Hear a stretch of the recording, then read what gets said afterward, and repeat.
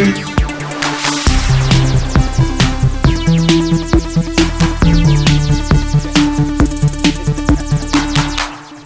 up, everybody? Welcome to the new GameFace. We're off to an auspicious start, if you can't tell. It has been a scramble trying to get everything done for the new show. As you can see, one thing that we did not get done is the new motion graphics for the show Open. Those are still in the works. However, I was going to try to use our old graphics just as a throwback to you guys, and that screwed up as well. So we're just starting the show out cold, but we do have a good show for you today, and I think you're going to like all the changes that we've made to GameFace. Alongside me today to take part in all that is Matt Keil. What's up, Matt? Ooh, what an angle.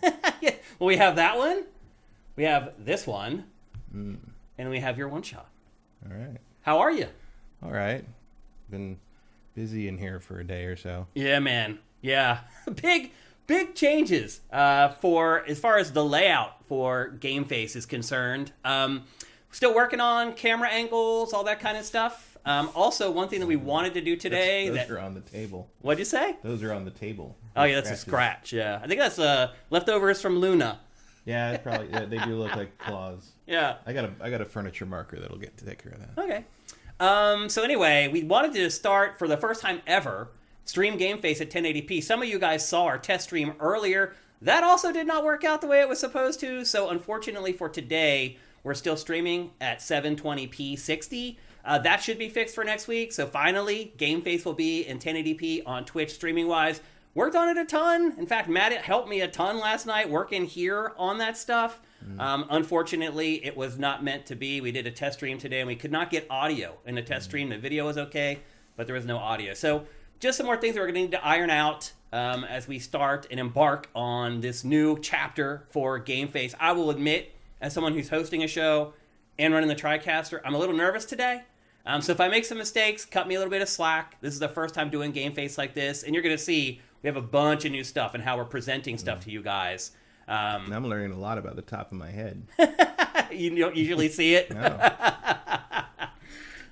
So anyway, we have our chat here, so you guys are integrated into the show as usual. We do have a bunch of new looks for the show as far as how we're kind of putting footage in the show. We have all new show graphics. We have new sponsorship stuff today that's really cool and really fun that I think you guys are going to really like. Some pretty big changes for the show. I'm pretty excited about it, but still some things to come. Matt, how was your week? Did you have any random stuff happening to you? What did I do? I went to a couple birthday parties. Got a lot of February people. Played a couple games, which I'm sure we'll get to. Yes, we will. Fielded a lot of Microsoft questions from concerned citizens yesterday. Yeah. What else happened? That's about it, really. Yeah. Well, one thing that we can do here.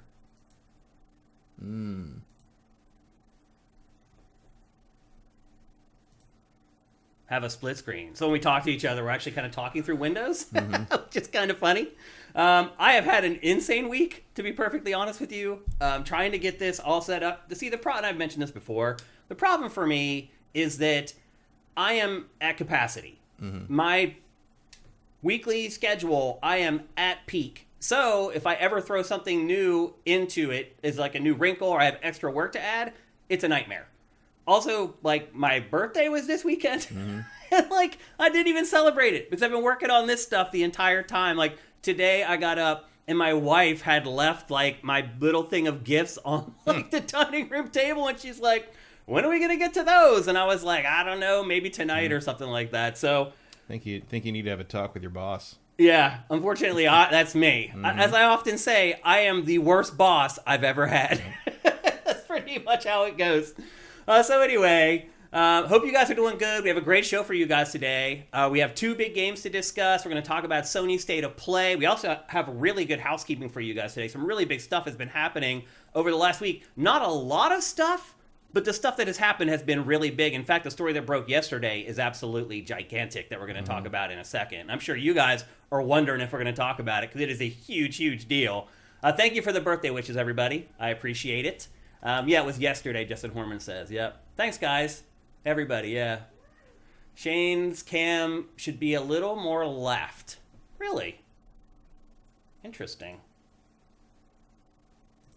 I don't know if I agree with that. Maybe a little bit. Maybe it's because I moved. Yeah, I mean, you should be either centered or you should have eye space this way. Yeah. I know you framed it so you could get more transformers in the shot. Yeah, I want the shots to be more fun and more vibrant than what we've had before. So that's kind of why Metroplex hiding in the corner. I made sure to hide him there where you could see him there. Could rearrange some things. There is a giant Simon Belmont statue, like just off camera. Yeah, so we could move. Maybe get him into the shelf somewhere there. But otherwise, I don't know. I like the new look of the show. One thing I wanted to say is, I hope it's like a little bit more intimate and you can see our faces better. Because one thing I felt about the prior show was like we were so far away from the camera. Our heads were like this big on screen. You couldn't really see like our facial expressions or inflection. And so hopefully this brings you guys a little bit closer to the discussion here on GameFace.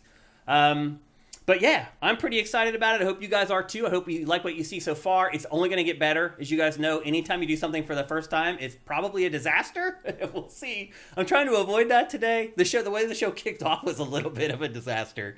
But we're doing the best we can, and hopefully you guys enjoy the changes overall. I think as we go through the show and you see all the other stuff that we've done to the show, I think you guys will have kind of a little bit of a change of heart, or at least like it a little bit more.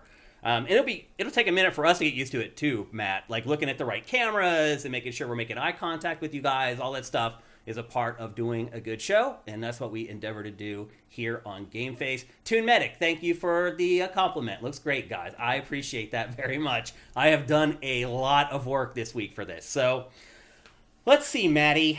I think we're ready to get on with the housekeeping, and there is a ton. Matt, easily the biggest story of the week is we got information yesterday that kind of leaked out from two different sources that Microsoft is considering making all its big first-party games essentially third-party and releasing some of its biggest exclusives on PlayStation.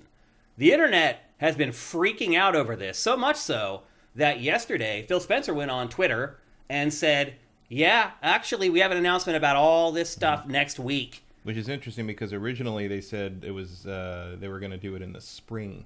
Right. Like, so they clearly moved it up to next week. I'm like, although that is a little bit of a duh consulting agency situation. Like, what did you think the reaction to that was going to be? Like, yeah. You are basically ending the console wars. Pretty much. And I think that's freaking people out. Yeah. So the game is freaking certain people out. That's for sure. That's for sure. So one of the games that, or some of the franchises that they talked about that were under consideration to go to PlayStation were Gears of War, Starfield, and the new Indiana Jones game, and then Hi-Fi Rush. Mm-hmm. Matt, do you think that maybe this might be something that happens on a case-by-case basis where... Maybe. I mean, but I also saw Halo mentioned. Halo Master Chief Collection. Mm-hmm. Which, again, I mean, that's old enough that, I mean, who cares? It was right. Everything, really. But, so I think this is really, I think this is a couple of different things. I think this is partly I think this might be Microsoft being a little nervous that their field of first-party, their flood of first-party titles is not going to be enough to move the needle in the mainstream, which I think they might be correctly concerned about that, at least until maybe Fable shows up. But I also think that Microsoft hasn't really cared about getting you to buy an Xbox for years. They've been much more about getting you in the ecosystem. And if they're making $400 million a month on Game Pass, I can certainly see why the idea of just branching out a bit and having Xbox there as an option, but really what they want you to do is subscribe to Game Pass on every platform imaginable might be the better strategy going forward, and Xbox becomes more of a software kind of environment brand. Kind of what it's been all along. Yeah. It's been a software company all along. Right. Microsoft's been a software company from the beginning. They make OSs. That's their original thing. But every time they venture into hardware, they've kind of had some problems. Either you had, the original Xbox was a giant brick. The 360 had the red light of doom, the red ring of doom. Like, it's just, and the Xbox is a loss leader as a piece of merchandise. Yeah. So if Game Pass is really that successful for them, it makes sense for that. And also, like, this would explain why they didn't fight too hard about the Call of Duty on PlayStation thing during the hearings about That's a good point. Activision. So my guess on this is that at some point they will basically offer Sony, we'll give you basically Call of Duty on PlayStation eternally. We'll even make it the lead platform like it has been, but you got to let Game Pass on PlayStation. And it wouldn't surprise me to see that become... and also, I mean, they do seem to be shutting down a lot of their physical game distribution wing, which maybe is in response to a lot of European retailers no longer stocking Xbox games as of December, which also might be part of this decision happening so quickly in the new year. But I think this is what Microsoft sees their path to more profitability is, and the Xbox brand as a console is not important to them as much as Xbox as sort of Microsoft's game wing.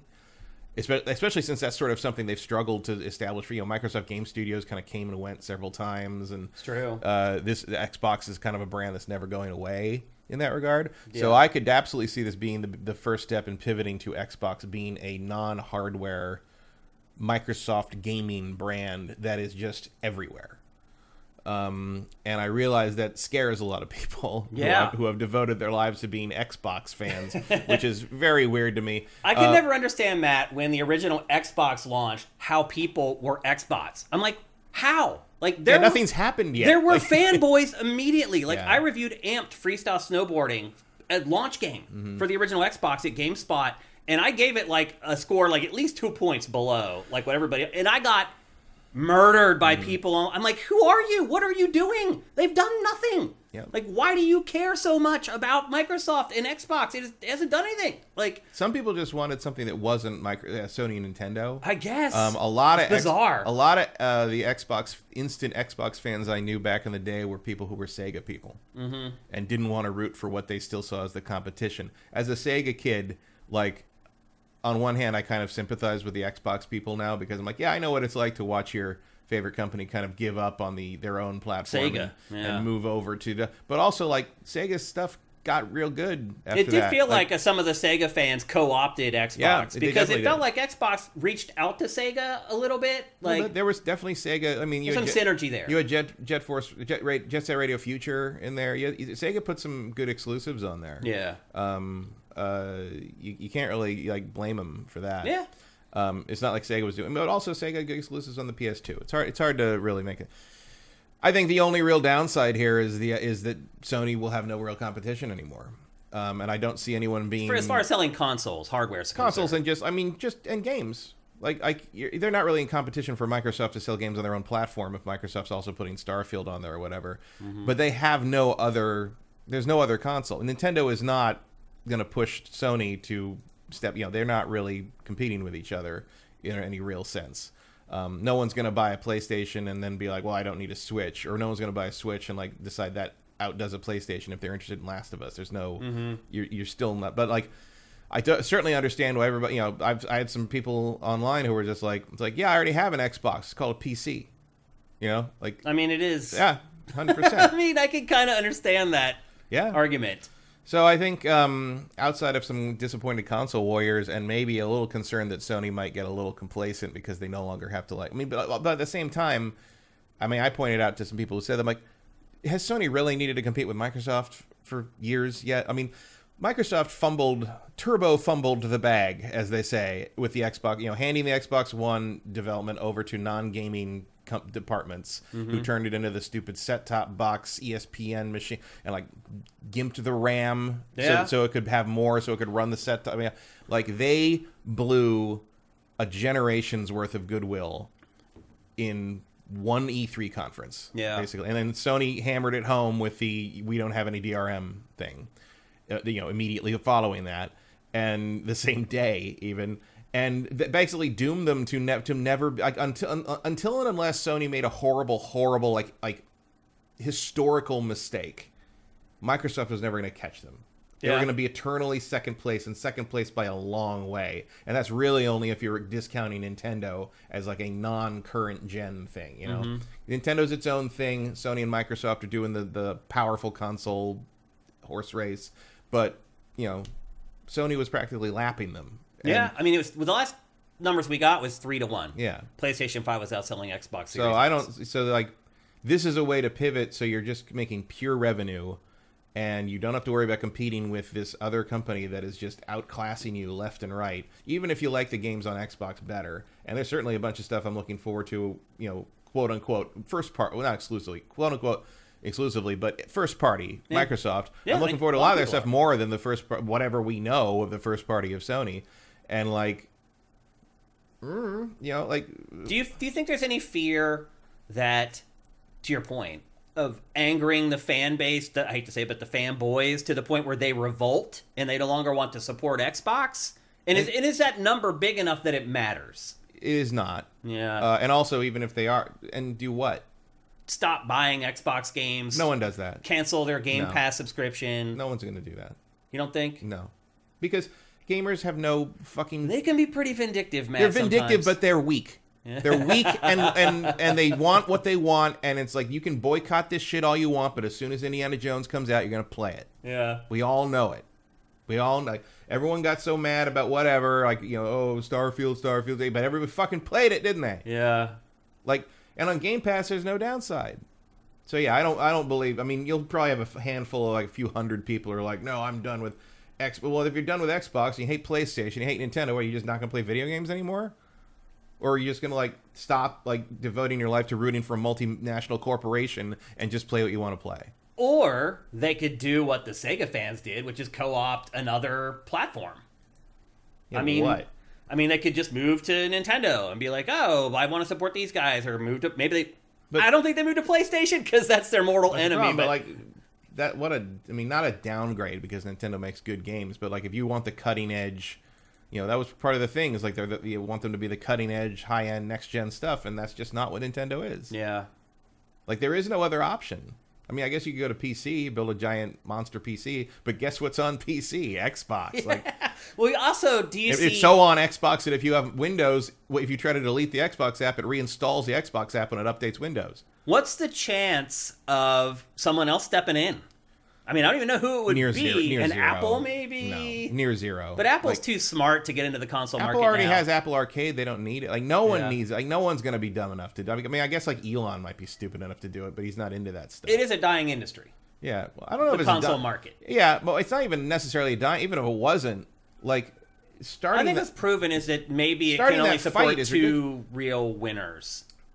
Somewhat, but also, like, starting that fight is just not a good idea. Like, and it was different, I think, back when Xbox started because, gaming hadn't taken hold of the mainstream. You were still sort of in this limbo space with the medium where it hadn't quite broken out in a critical mass yet. Yeah. And everybody knew that when that happened, and it was going to happen, everybody knew it was going to happen, just didn't know when or what was going to do it. And Halo was one of the things that really did it. Like, there was a period in the aughts where, on TV shows and stuff, people said play Xbox. The way they used to say play Nintendo. Play Nintendo. Yeah, you're right. I still see it every once in a while, actually. Sometimes. But but now that it has happened, now that, basically 2/3 of the population of the planet play video games of some kind, even if you're talking about mobile games, like, becoming the Johnny-come-lately on that is a death wish. Yeah. Like, I don't see anyone because who wants to, what publishers are going to jump on that? Like, that's happened already. Stadia crashed and burned. Ouya crashed and burned. Like there's no, like, starting from scratch in this business as a console manufacturer. Like, you're crazy because like you'd need to sell millions to just like even stay afloat anyway. And how's that gonna? Xbox struggles to do that, and Xbox has been a brand for 20 plus years. Who's gonna come on in? If Amazon made a console, are you gonna like buy the Amazon lumberyard and be confident that that's gonna stick around or whatever? Yeah. Although Amazon is maybe one of the only true viable... Amazon or Google, yeah. I mean, otherwise, even Google at this point after Stadia is nobody trusts Google. Cool. After that, who in their right mind would buy Google hardware, considering their record? Yeah, I mean, it's not just Stadia. I mean, it goes way back. You'd have to have it be... It would either be like someone like Elon Musk, who's just like got so much money and so little common sense that they're just like, oh, I could make a video game console. I like that. Yeah, like... Sure, it's like in another world, maybe Zuckerberg would be dumb enough to do that, but I don't think he is. Mm-hmm. Or there'd be like an Amico thing that would be some kind of grift, basically, allegedly. Yeah. But so yeah, I don't see anyone else. There's no one there who would want to step in. Like, you're just throwing money in a hole at that point. How would you feel about Xbox disappearing from the market? Any feelings at all? No. Yeah. It's business. I don't own stock in any of these companies. I don't care what happens. I mean, it doesn't benefit or hurt me one way or the other. In fact, at the very least, that's one less $500 console to buy next generation. Yeah. So who cares? I mean, it's not like I don't have any affection for the memories of the Xbox. Obviously, the 360 was my main system that generation. Me too, yeah. I do have an affinity for the brand, for sure. But like, things come and go. Yeah. I mean, that's really what it comes down to. Is like, as you get older, you just learn that some stuff just doesn't stick around forever. Everything ends, and time takes no prisoners. Yeah, it really does. So yeah, I don't know that I'm going to lose any sleep over if, Phil comes out next week and says, you know what, we're going to keep manufacturing these until we realize it's just pointless. But for the most part, I mean, because really the goal here is to get Game Pass on PlayStation. And I think for Microsoft to do that, it's going to have to stop manufacturing hardware. That's the only way, I believe, PlayStation will allow it. And the other thing, too, is PlayStation may be totally cool with it if Microsoft isn't producing hardware, because it could make a cut off of Game Pass. Right. Well, I think what's going to happen is next generation there will not be an equivalent of the Series X. Right. But there will be an equivalent of the Series S. Because... the Game Pass machine, basically. Yeah, because that's, as we found out, that sells better than the Series X. And it doesn't compete with PlayStation. Like, something the power level of the Series X, next generation, Sony is not going to see that as a threat, because their PlayStation 6 is going to be way more powerful than that. I guess the burr in the saddle here could be if PlayStation is secretly working on its own Game Pass. I really don't think they are. That's not their strength. They've screwed up kind of the software side of online things so many times that, like, I don't think they mind that. And in fact, wouldn't surprise me if one of the pitches from Microsoft is like, why don't we take care of that for you? Like, what if you contract us to do that now? And I don't think Sony would necessarily go for that, at least not this gen. Like, but there might come a time where they're like, you want to offload the PlayStation Network idea? And it's not like they don't come, Foam Stars is a PlayStation Plus game. It's good move, because a lot of people would never have played it otherwise. No, yeah. I appreciate everybody taking time out of their Foam Stars day to come watch this. Thanks, guys. February 6th, Foam Stars Day, as everybody knows. Hey, I marked it on my calendar, Matt. It was the day after my birthday. That's how I knew Foam Stars was coming out. Oh, I'm a year older. But Foam Stars. Yeah, it's all good now. Will make me young again. Exactly. Okay, let's take a look at what the folks in chat are saying about this. This is a big topic, man. And, we run a game website. We have, Xbox fans on our site, a lot of them. Cinetyke asks, do you think Xbox should have waited at least until the end of the year to see if new exclusives move the needle on series sales? No. Here's what I think, Matt. I think they realize it's not. I think what happened is Starfield was the guinea pig. And I think Microsoft looked at all the data from Starfield, and it's like, you know what? This isn't adding up anymore. Yeah, and it's like the other thing they would have to wait for is Fable, and God knows when that's coming out. Right. And I think the fact that they're jumping on this before the end of fiscal is significant. Yeah. To kind of give investors a clear path to like what we're about to do. Yeah. You wait to the end of the year, and that gets scary for people. Do you think there's any chance that next week Phil just comes out and says, well, all we're going to do is we're just going to wait a year. And we'll give a year of exclusivity on our platform, and then we'll give it to PlayStation. How do you think the industry and fans would react to something like that? I mean, I don't know. Like, it's more or less what Sony did to PC. So I could see that being a thing. It would certainly appease the people who are worried about Elder Scrolls. Yeah. You have to wait a year. Like, that sucks. But hey, timed exclusives are a thing. And at least in this case, nobody's money hatting anybody. It's just Microsoft owns them, so they get to do whatever they want with it. Like, I could see that. Also, I don't know if it's given that Microsoft is technically trying to rev their first parties up to speed. Maybe giving them a PlayStation version to make day and date with the other versions is probably a bad idea at this point. But it wouldn't surprise me if, over time, it became more and more simultaneous, especially as you move into the next generation. But they got 5 years before that happens. I mean, we're already kind of seeing it anyway, because PlayStation also has kind of broken some rules in this gen. Like, it's putting out games for PC at a regular basis now. I think if you asked someone 5 years ago if you thought PlayStation would do that, they'd probably say no. Yeah. You're even seeing Sony bend a little bit here. Yeah. Well, you're probably not going to see Sony bend anytime soon. Touché. But yeah, I mean, you got to change your die at some point. Even Sony. Actually, Sony learned that the hard way in the PlayStation 3 generation, didn't they? And they did. They figured it out. PlayStation 4 was a big success in comparison. Right. Yeah, I mean, I don't see a lot of downsides for Sony in that regard. We'll see. I mean, it's also possible that Phil comes out and goes like, "Oh, all of it's untrue, and we're not doing that." That's possible. But yeah, I mean, no matter what, he needs to come out and say something. Yeah, I mean, if it literally was, it's not true. I think he would have just said that. I don't think he'd stage an event for that. That's probably a good point. This sounds more like we need to talk. Right. At the very least, there might be yeah. a little bit of truth to it. Yeah. At the very least, yeah. So there's something. I think there's something going on here. Is what we're getting at. Yeah, there's a little too much smoke for there not to be some kind of a fire. Yep. Okay, let's check out what you guys are saying again. Sleeping Turtle 3. Zuckerberg will join just to apologize to Congress. Okay. What else you guys got? Sanuku, I hear you, and again, I partly agree with you here, but as soon as Nintendo does change, and they will have to, that's a good question actually to ponder, is what's Nintendo going to do in all this? We might consider our option again about how much Microsoft will earn with the Game Pass. Well, I think that's the thing. They've figured out how much they're earning with the Game Pass, and they're like, we're going to go all in.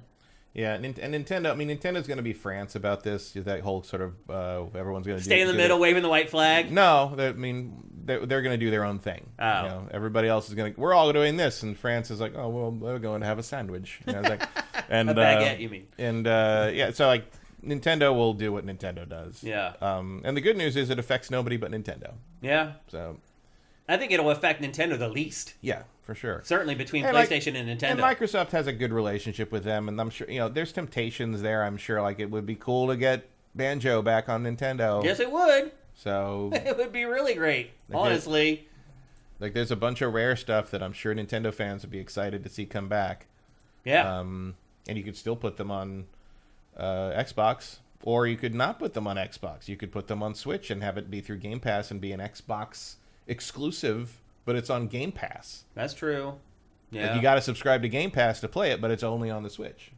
The other thing too, Matt, that gets a little funky is, so let's say that all this works and Microsoft does get Game Pass on PlayStation. Are you still withholding your first-party games for 3 months on Xbox and PC Game Pass and not giving it to PlayStation right away? Or are you giving them those exclusives day and date with Game Pass on Xbox and PC? So let's say Game Pass works on PlayStation and Starfield 2 is coming out. Do you release that on Game Pass the same day on PlayStation? Or do you still give your homies on Xbox and PC a little exclusivity period? I think by the time Starfield 2 comes out, it's all at the same time. Okay. Well, let's use another game. Let's say Avowed or Elder Scrolls 6. Elder Scrolls 6, I think, would be all at once. Yeah. Okay. I think the early stuff would be staggered, both to kind of see how it goes, and because I don't think the dev teams necessarily have the bandwidth to make another version. Once they kind of understand how it works and everything, they know that they're still going to be okay if they're released day and date, and they figured out the pipeline to make a PlayStation version alongside everything. That isn't garbage, because that certainly has been a problem for Bethesda in the past.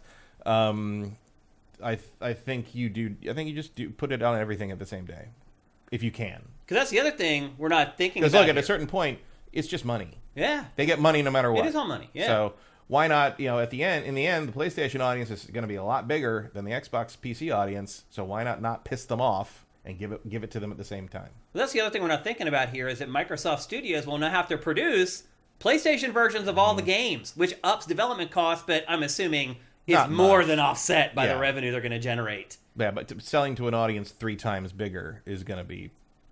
You're going to take care of that. Losing that cut will hurt, though. For the first year or two, I'm more saying in terms of literally time more than money. Yeah. Like, you just don't want to put that extra pressure on these guys. Because the other thing is, even if this is what your strategy is, these games got to be good. Yeah, like you need these games to be winners across the board. Yeah, they can't be mediocre. You're not going to just sell Game Pass because. And they got to come out in good shape. Like you can't have buggy messes. You can't load this thing. You can't load Avowed up and have it auto-complete the game for you. Yeah.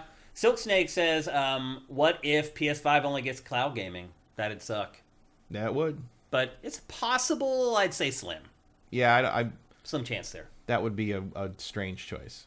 Sanuku says maybe they will pull a Sony here and do it in 3 years time window as Sony does with their games if it comes to Steam. No.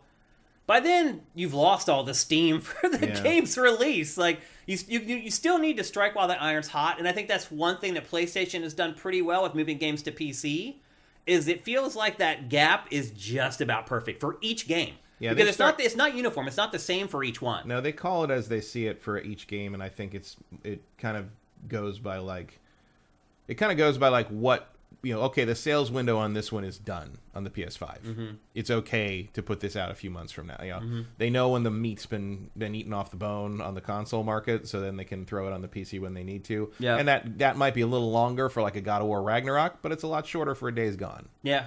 So or a lot shorter between, like, say, the release of an expansion for Horizon Forbidden West and the PC version of that, which is only a year. Right. But it's like 2 years after the main game was released, so it's you gotta play the ball as it lies, so to speak. Mm-hmm. And I think Sony has kind of figured out how that works. Okay, let's check one more time with chat. You also need to release those games in good shape. By the way, almost all of our housekeeping today is related to Xbox. They're just making crazy news.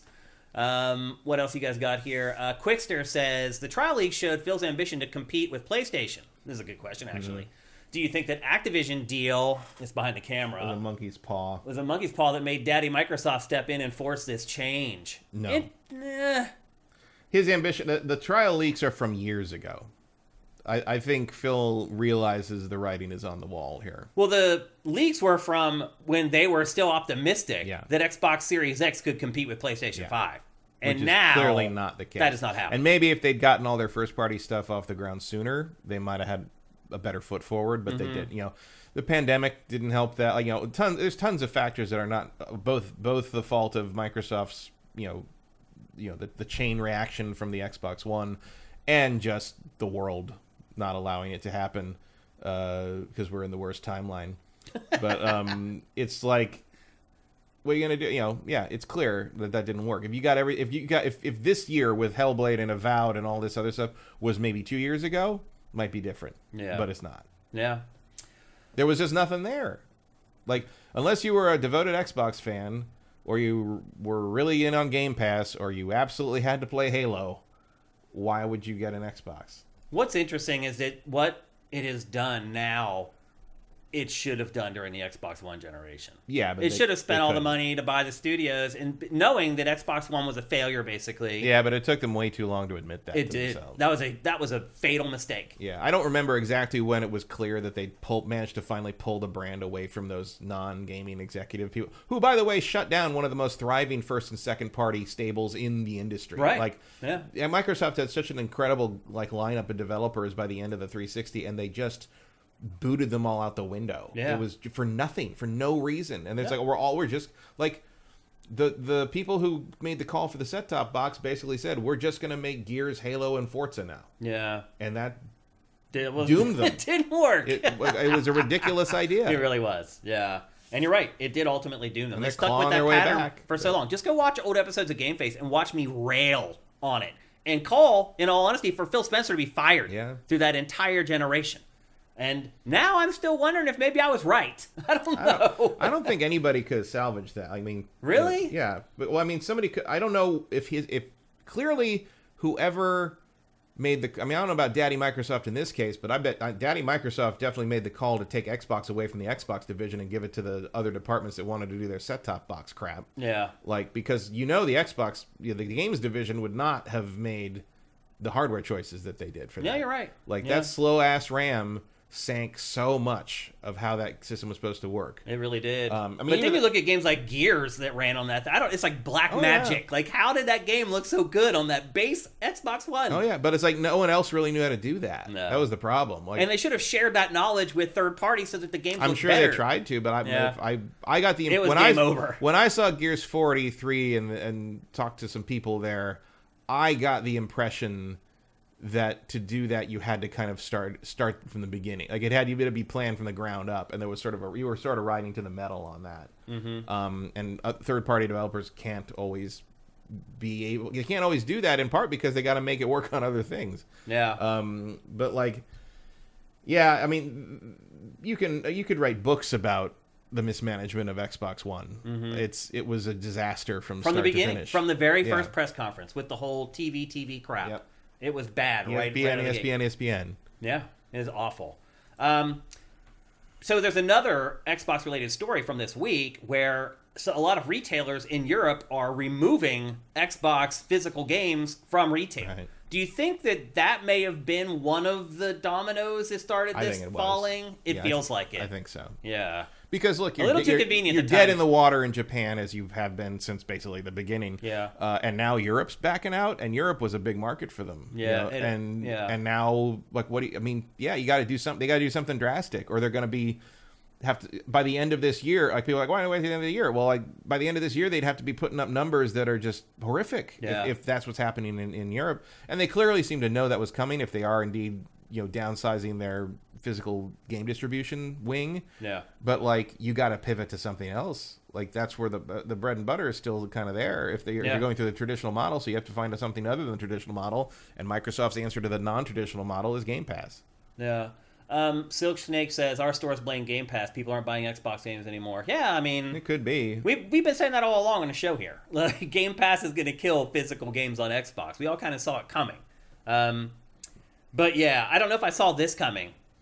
No, this is drastic. I did not see. I have suggested that they would want to get Game Pass on everything at some point. Yeah, I mean, I think that's a given. But yeah, but putting what we would think of as first party games on other platforms in the name of that's a wrinkle I don't think I ever really thought of. I didn't see it coming at all. And maybe it still isn't happening. We'll see, but it sure feels that way. I mean, all the signs are pointing that way. Starting with something like Hi-Fi Rush is, I mean, I don't think that really raised anybody's See, I don't think people would care if it was games but like that. Yeah, I mean, that makes a lot of sense, really. I think it was smaller game. It was when the leakers said that Starfield was on the list that people really was like, what, like what, and then that kind of steamrolled from there.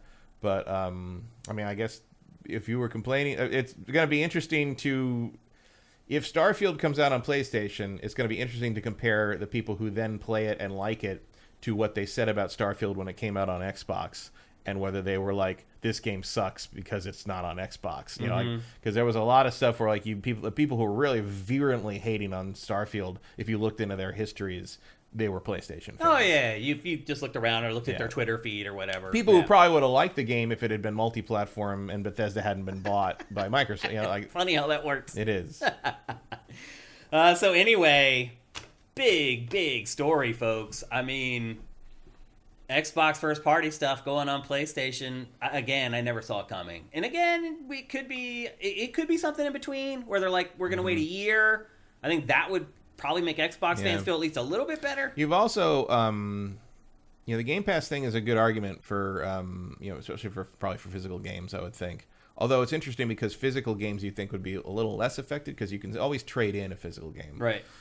But it is interesting to note how much Pal World has outsold the Game Pass version in comparison. Yeah. Like, Game Pass is not a guarantee that your game's not going to sell legitimate copies. Yeah, I mean, it's sold like 20 million. I think 8 million people are playing it on Game Pass or something. Yeah, but it was like so they sold 12 million on PC, yeah. even though it's on Game Pass. Those people would rather pay for the game than spend that $16 a month to play Game Pass until they're tired of the game. Yeah, which is interesting. That's another sort of thing that maybe we haven't seen data around. That may have been something else that pushed them over. I don't know.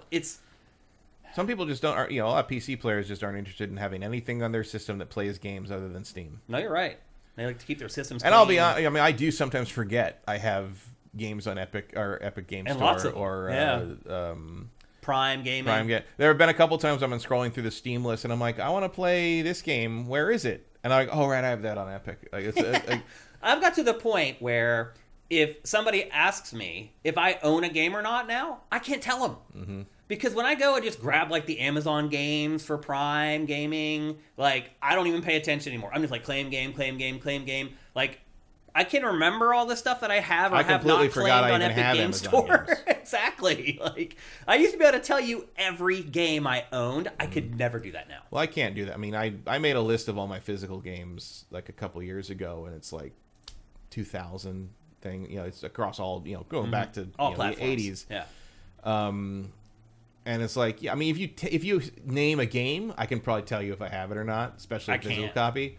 I can't. I can tell if you if I had a physical copy for sure. Physical copy for sure. Probably 80% if about a digital one. Not me. Unless you're naming 60. some weird little Itch.io thing that was in like that 100-person, right. 100-game bundle or whatever, things like that. But major releases, I can definitely tell you that I have that on this. I have that. Sometimes like, I have that on PS3 and PS4 and Steam. Because they're just given away. Yeah. There's a lot of games I have both on Xbox and PlayStation because either they're given away on Xbox Live or they're given away as a part of PlayStation Plus. To say nothing of all the unused Humble Bundle codes. Right. Yeah, I mean, a lot of those games crossed over ultimately where you're getting them on both platforms. So, yeah, it's hard for me to even remember all the digital games that I have at this point. So, anyway, again, major changes coming for Xbox, and it looks like for everybody else. Buckle up, people. Next week is going to be... I'm excited to talk about it once we know the details. Did Phil say what day he's going to announce that stuff? No, he said next week, as far as I know. It'd be great if he did it on Monday, so we could talk about it on GameFace on Tuesday. But we'll see how that all goes. So anyway, your Xbox exclusives might be heading to PlayStation. I know it's hard to even hear that, but it's just the truth. Another Xbox-related story, also Game Pass-related.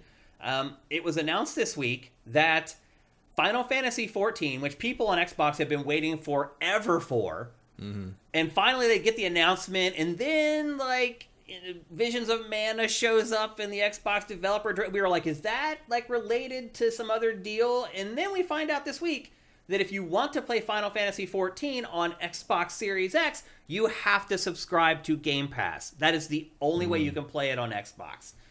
How do you feel about that? Honestly, it's better than having to go through Square's website. You're right. Subscribing to that game is one of the most confusing things I have ever done. Like, Man, Square Enix. And like, the thing that amazed me was like, because I've gone through that same website to subscribe to Final Fantasy 11, which you still can. 11's still going. Yeah. And it's almost the same fucking interface. It doesn't make any sense. You log into your account, and then you have to create a Final Fantasy 14 sub account, and then you have to choose which there's different columns of like Final Fantasy subscription versions that are lettered, and you have to buy the game or input the code for the game you bought on Steam or whatever in one or the other lettered thing. And if you subscribe to one, it doesn't apply to the others. So at one point I had the demo and like an expansion on A and the main game and the other expansion on B, and there's no way to merge them. So I had to just rebuy the other expansion and put it on B and cancel my subscription to the game on A and then resubscribe on B, which meant I couldn't bring the two like bonus items I'd gotten there, so I had to rebuy the costume I bought on because I emailed Square and they're like, we can't do that for you. Sorry, fuck you, basically.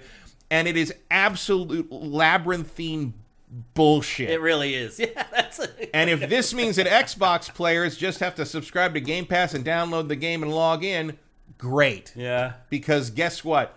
I remember having a lot of the same problems trying to subscribe to Final Fantasy XI on PlayStation 2 back in 20 years ago, and I'm like, how is this the same thing? It's like the website even still has some of the weird leftover things. You remember when Square used to like think that everything was the interface of the future was gonna be like that Serial Experiments Lane bullshit, where everything was circles, and you're like, where is this over? What am I doing? Yeah. Like, what is this supposed to be? And it's just, and like everything has a weird name. Well, didn't it also have like that weird like system where there was like linked into like internet cafes where you tried, yeah, some weird you get like weird alerts or something. Right, that was the idea. Well, like that, I tell that story all the time. That one of that one, I can't remember the name of the YouTube channel, but like that found all those old E3 videos and like pulled them out of the CBS archive from GameSpot and everything. Yeah. And like they keep putting more and more stuff up, and it's great. But I keep thinking, I'm like, please tell me someone recorded or on a handheld somewhere. Someone has the video that Square ran in their booth. I think it was E3, might have been GDC, but I think it was E3. He's in the dome. It was like the year they had the big dome, and you sat on these benches in there, and you kind of looked up at everything like being brought, like projected on the dome. Yeah, and it must have been 2001, 2002 in there somewhere.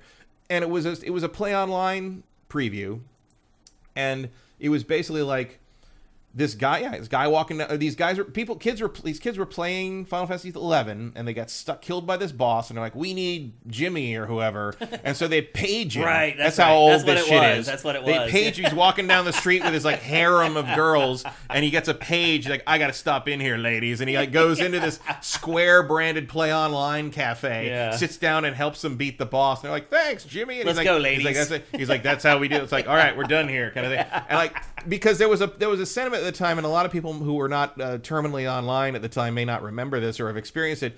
Square fans, who are the worst fans I have ever encountered in the history of it. You think the current console war people are crazy? The Square fans circa 2000 were just I can't even describe it. And like I knew 15 different people who very sincerely, honestly, like not trolling, for real, believed that Play Online was going to be so big, it was going to become what online gaming was. That if you wanted to have an online game, you were going to have to sign a contract with Square to have it available on Play Online, because otherwise no one would want to play it because it wasn't on Play Online. That was literally what these people believed. They were the same people who, when The Spirits Within was coming out, were convinced it was going to revolutionize how film was made. Yeah, you're right. And we see. But no, it bombed because no one fucking cared about your stupid ass movie with these creepy ass. Now it's coming people. back And for then, Rebirth. Yeah, it's going back into theaters. Creepy. Well, it's not going to work. It's not going to make any fucking money because it sucks. Well, remember they built a whole studio in Hawaii server for farm him. in Hawaii to render the movie. And they rendered that, and they rendered, I think, parts of Advent Children, and then they just shut it down because it was ridiculous. And running that kind of a business in Hawaii is expensive to begin with, and now they won't make any money. And that's basically why Sakaguchi left. Yeah. Like that was basically on him. No, you're right. Yep. He really remember when Aki, the star, this girl who was the star of Spirits Within, was in Playboy. No, remember I that? don't remember She that. modeled for Playboy. She was nude. She was, and I think she was the cover. Like he's like the new digital actor that's going to change movies and shit. Well, I got to hand it to their marketing department. Like they really believed that people were going to license those character appearances to be like actors to play a character in their movie. Oh man! Like you go to see a movie because Aki, the woman who was playing the character in Spirits Within, was playing like, I don't know, Ripley in the next Alien movie or something. Yeah. It was bonkers. Yeah. But that video was like the clearest representation of Square's self-delusion that I think ever existed, and it only played in that booth, in that theater, that 1 year, and so almost no one has seen it because it was way before anybody really put video online anyway, even if you did get it somehow. Yeah. And I wish I had fought like Kyoko or somebody, the PR people back then, to give it to me. Kyoko, like, hey, could I just get a copy of that for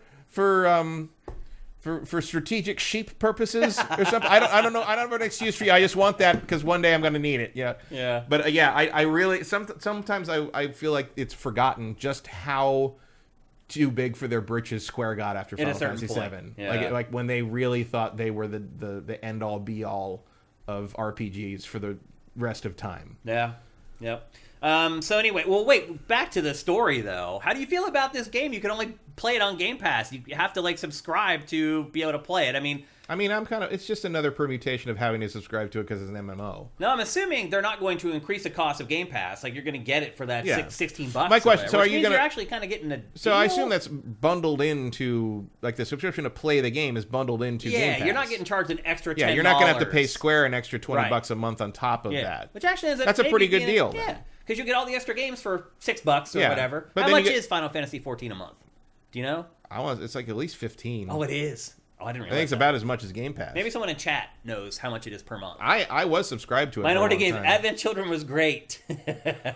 Vincent says this isn't on Game Pass. It just requires Core, aka Xbox Live Gold. That is not what all the headlines said yesterday. They said it required Game Pass to play on Xbox. Vincent says it does require paying a sub as well to Final Fantasy 14. In that case, it sucks because you still have to go through Square's website. The PS5 is only that $12.99. Congressman says per month for Final Fantasy 14. All right, I think there's higher level, there's tiers. I think, and like you can buy extra, you can buy like Skippy things and stuff that makes you instantly higher enough level to jump into the expansions and stuff. But good luck with that because you don't know how to play the game. Well, I guess it's technically true because Xbox Live Core is called Game Pass Core. Yeah. So you still are subscribing to Game Pass. So basically, it's just like you had to have Xbox Live before. Right. But now you're paying, what is it now a month, like, for Xbox Live? 60 divided by 12, like $5-6 a month. So you're paying that plus the 12. Now, so yeah, I think it is actually. So you're paying around $17-18 a month to play it. Mm-hmm. That seems a little steep, but you have to be a part of Core or you can't play online. So it's really kind of self-explanatory, I guess, in the end. Yeah, I mean, part of that might just be the confusion that they've changed Xbox Live to Game Pass Core. You're right, yeah. And because technically the headlines are correct. Yeah, but also technically the headlines are bait in that case. Yeah. No, you're right. It's clickbait. Trying to get people to be like, what? Yeah, Game Pass. It's like, well, yeah, because everything is Game Pass now. That's because the Xbox Live Gold doesn't exist anymore. It's called Game Pass Core. Mm-hmm. Yeah. So anyway, just something to keep in mind. So if you've been waiting basically for a Final Fantasy non-story. 14. No, it is still a story. I don't think the fact you've had to subscribe to Xbox Live and/or PlayStation Online, PlayStation Network to be able to play anything online forever. Well, the story. I mean, you can play if you don't have to pay the extra money on PC. It's like just $12. Right, but that's been true since 19. When did these things start? But 2004. Actually, here's my question though. So, what about Game Pass PC?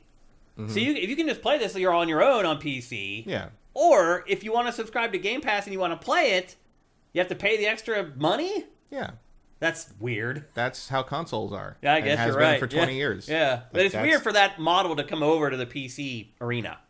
Well, that model isn't in the PC arena. Because they're not going to do that for MMOs there. You don't think they will for Game Pass on PC? Why would you? You can go play Final Fantasy 14 anywhere. Yeah. Well, I mean, they can't. The industry does dumb stuff all the time. There's no walled garden there. You can't do that. Yeah. Like that's a function of consoles. Like that, and that's what people have been asking that for 20 some years. Like, why do I have to pay for multiplayer Call of Duty on PlayStation when I don't have to do that on PC? I mean, that wasn't always the case, though. The Switch for a long time, online was free. Sure. PlayStation until the PlayStation 4 online was free. But the Xbox 360 made that a thing you could charge for. Yeah, absolutely. So that was the end of it. Yeah. So anyway, just something to keep in mind if you're interested in playing Final Fantasy 14 on Xbox. I guess the trade-off is that there was a time when you had fewer cheaters on console. Yeah, that's true. But they couldn't figure out how to cheat on console before. Yeah, but that's obviously not so true anymore. Unfortunately, yep. So anyway, there you go. That's the latest on Final Fantasy 14 for Xbox. Next up, surprise, surprise, Matt. Not Insomniac, I'm sorry. Naughty Dog announced this week that Neil Druckmann has now come up with an idea so that they can actually do The Last of Us Part 3. Funny. He did. How convenient that he just finally figured it all out, how he could make it work. This seems like a non-announcement announcement. We already had a game page for The Last of Us Part 3 on Sifted. We've had it for like months. Like, I feel like this is a non-announcement because I feel like it was already known that the third one was coming. Well, the third one's going to come no matter what. Yeah. If he finally figured out what he wants it to be, I guess that's news. But it's like he said like we're working on something else now. Another game is going to come out from them before Last of Us 3. Yeah. Like Last of Us 3 is 8 years out. Yeah, because it sounds like they haven't really started on it because he hasn't even written the script. Last of Us 3 is going to be a PS6 game. This is what I'm talking about, though, when I sometimes mention that it bothers me when game companies start getting involved with other elements of pop culture in film and television, because inevitably, particularly in this case, it set back the development of The Last of Us Part 3, because he's been working on the film. He hasn't had time to write the script for The Last of Us Part 3. Other than technology, there's not much you can do until you know what the game is. I don't think that's necessarily what happened here. Really? No. You think they're just fudging the truth a little bit? I don't think there's any fudging. He didn't have a story idea for it yet. Right, but without the story, how do you start development of the game? It doesn't matter because they're full tilt on this other game. Yeah. Is it their fantasy RPG? They weren't specific, but they showed that, so it's fair to assume that's what it is. I mean, it could be anything. Which I'm excited by, don't get me wrong. Like, I'm actually would rather play that. But that thing's, next year at the earliest, probably later, if you know Say later. If you know that they're not going to like be able to ramp up and do full production because they're not that big a company until Last of Us 3 was probably always going to be a PS6 launch game, or around there. Mm-hmm. Hybrid. I mean, it'll be on PS5 too. It'll do that thing, or a very tail end of PS5, that kind of thing. So you don't really need, they're a one game at a time studio, so pre-production can happen as they're finishing up the next one. But I think whatever this fantasy thing was, assuming that's still what their working other on. Project is, was always going to be the next thing. Probably in part because they knew he was going to have to work on this thing, but he's also working on the fantasy thing. Yeah, I'm totally cool with that. By the way, like I'd rather play the fantasy game first and then wait for the next Last of Us game. Mm-hmm. I want to see what Naughty Dog can do with some other type of it was setting. better when they were alternating. Mm-hmm. Like it'd be good to get a different tone out of them. Yeah, for sure. Yeah, I don't think that, and so I don't think that's really an issue. Also, like this is what you and some other people were complaining about. Like, why don't you just tell, like with the Insomniac thing, why don't you just tell us you're making X-Men in 2030? Well, here he is telling you he's making Last of Us 3 in 2028. Well, my point was that we were told this months and months ago that Last of Us Part 3 was coming, and now he felt like he needed to step up and say, yes, it's coming, even though he hasn't really done anything for it yet. I think he's just figured out the concept in his head. Right, but he never, it's coming doesn't mean it's coming soon. Yeah, I mean, well, it's definitely not because he's gonna have to write it still. But you should have. We knew that. Like that's a very fair assumption. It's coming means one day. Yeah. One day in the far future. I mean, when they put that fucking a little teaser up with her playing the guitar, how far out was that game? I mean, I remember we argued about that too, where like you thought it was coming like a year later, and I'm like, that game's like 5 years away. Yeah. And sure enough, I think I was even underestimating it. I think it was 6 No, it wasn't that long. I think it was like 3.5 or 4 after that. It was a long time. Yeah, it was a while for sure. Yeah.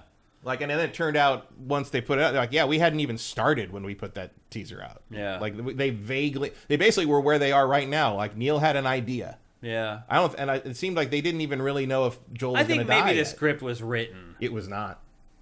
Because isn't there like a dead body in that hints at what ends up happening? It's not Joel, but it is a dead person there, yeah. Well, and remember, until they started development, Abby was going to die at the end.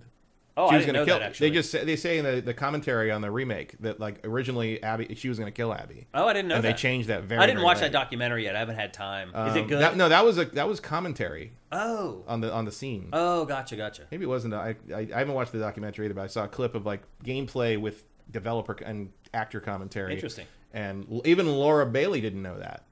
She found out when Neil said that, I think, in that commentary. Oh. She's like, I didn't know that. He's like, yeah, until very late, that was what was going to happen. We thought it'd be more powerful and thematically appropriate for her not to.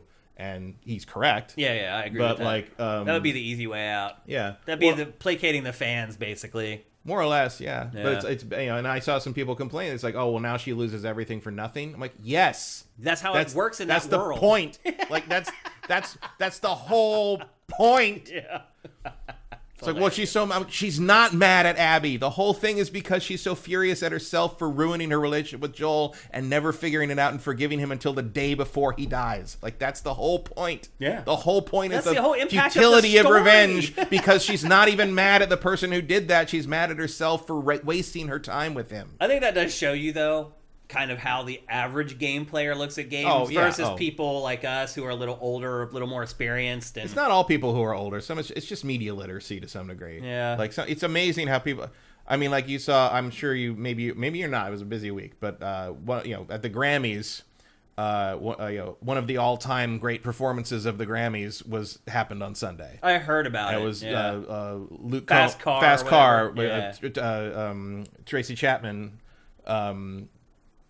Came out and did a duet with Luke Combs, who made that song a hit as a country. It's like 30 years. The country cover. Oh, I didn't realize he had covered it. Yeah, he did a country cover of it, and it hit #1 in July. I didn't know that. And she won all these CMA. Like, she's the first like black woman to win a CMA for best song, and like first solo black songwriter to win a CMA for best song. Like it brought the song to a whole new generation. So they did a duet when it was her first live stage performance in over 10 years, which is crazy. And she was I heard she was really good. It's great. And like you can see how happy she is because like it's different to play at the Grammys because like now Taylor Swift is standing up singing along with her. It's cool to see the superstars just be fans. Yeah, for sure.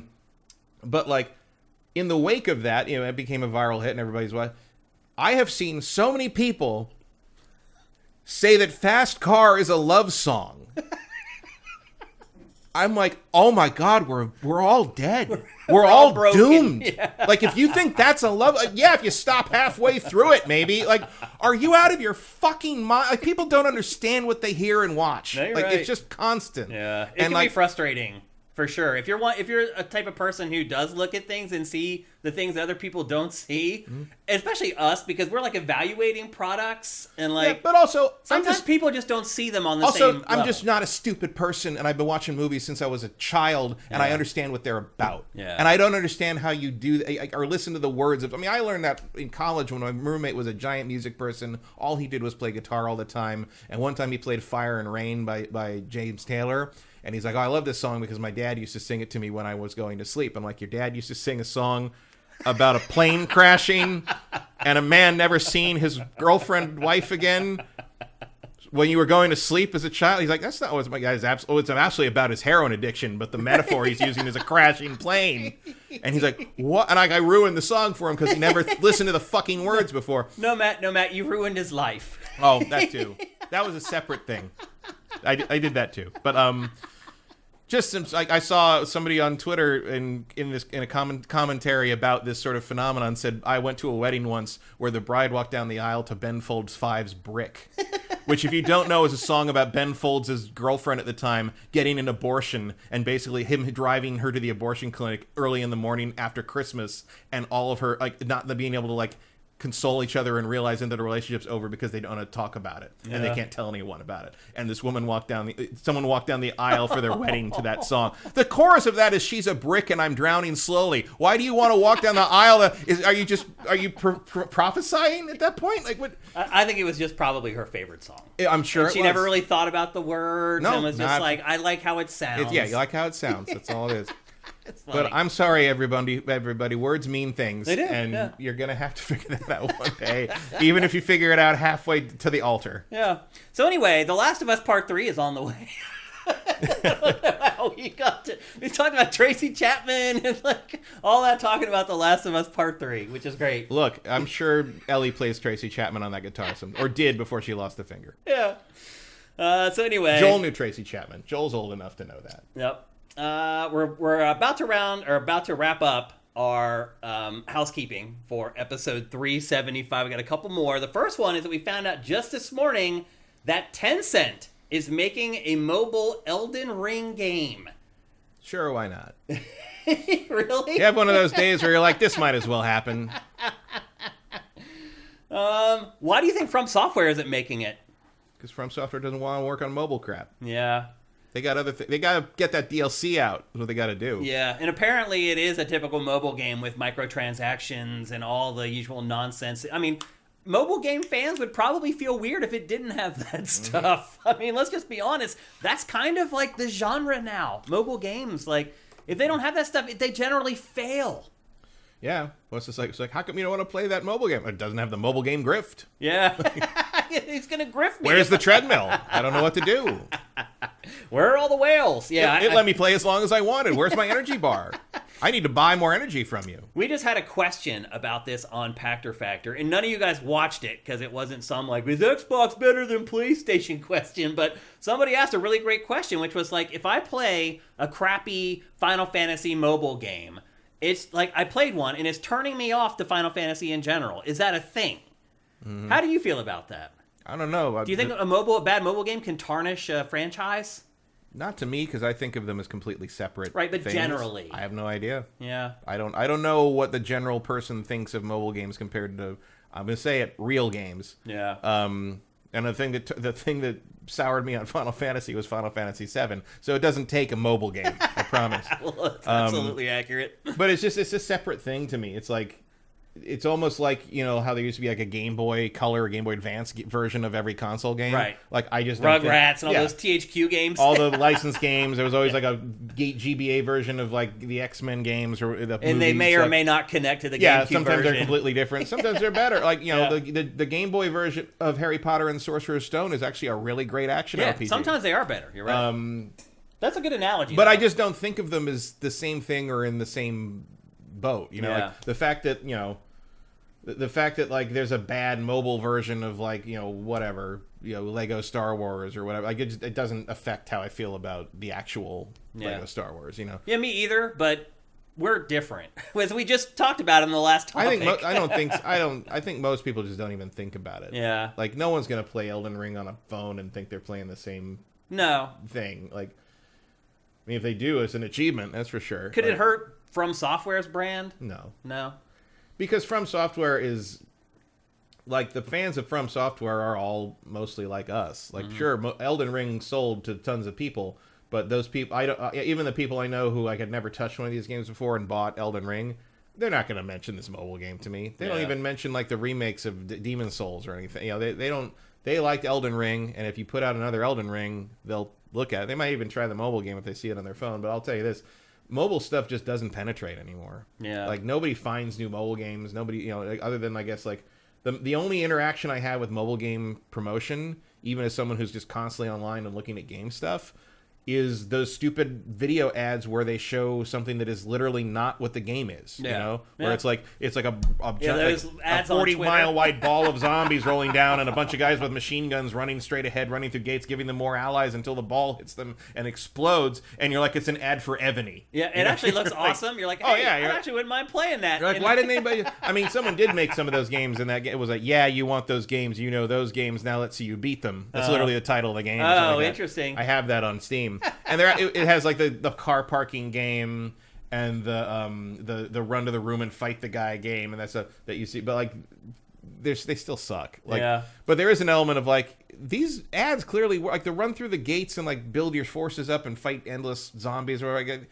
That does look kind of fun. Why didn't anybody just make that? Yeah, I know. Why don't you just make that? Instead of tricking us into going to play some other terrible and like game. then like to avoid getting sued, like Ebony and some of those other like Clash of Clans, some of those games have had to put mini games where you like the find the treasure thing. Like there's every like 1,000 hours or something of Ebony, you will play one of those mini games. So technically, they're not lying to you. Yeah, interesting. But they added that after they almost got in legal trouble. I never even play mobile games, Matt. Like I don't play them enough to ever have them affect my opinion of pretty much anything. Yeah, I have a couple mobile apps of like board games that I play like just when I'm bored, like especially if they're like things that take forever to set up. But like.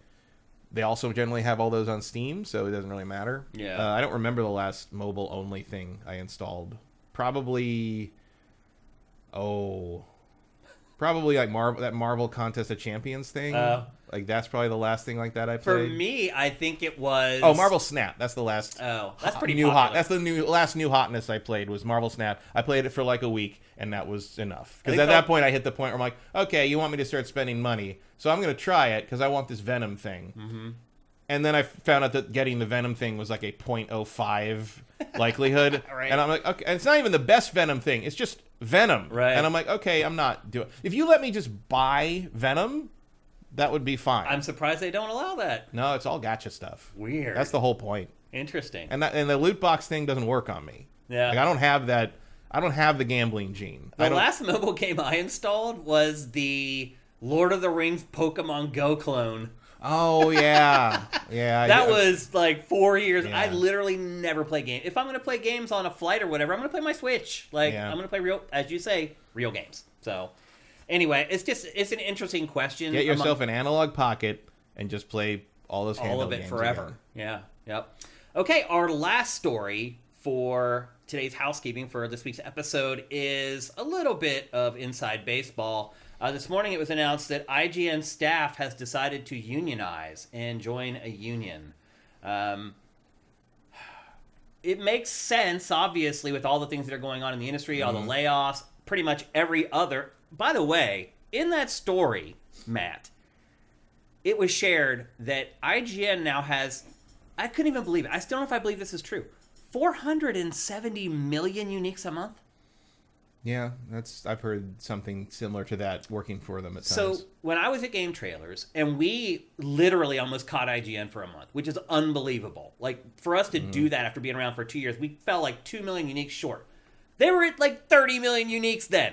Mm-hmm. They have gone from like 30-some million uniques to over 400 million uniques in like... It's because they're the only ones left? 8 years.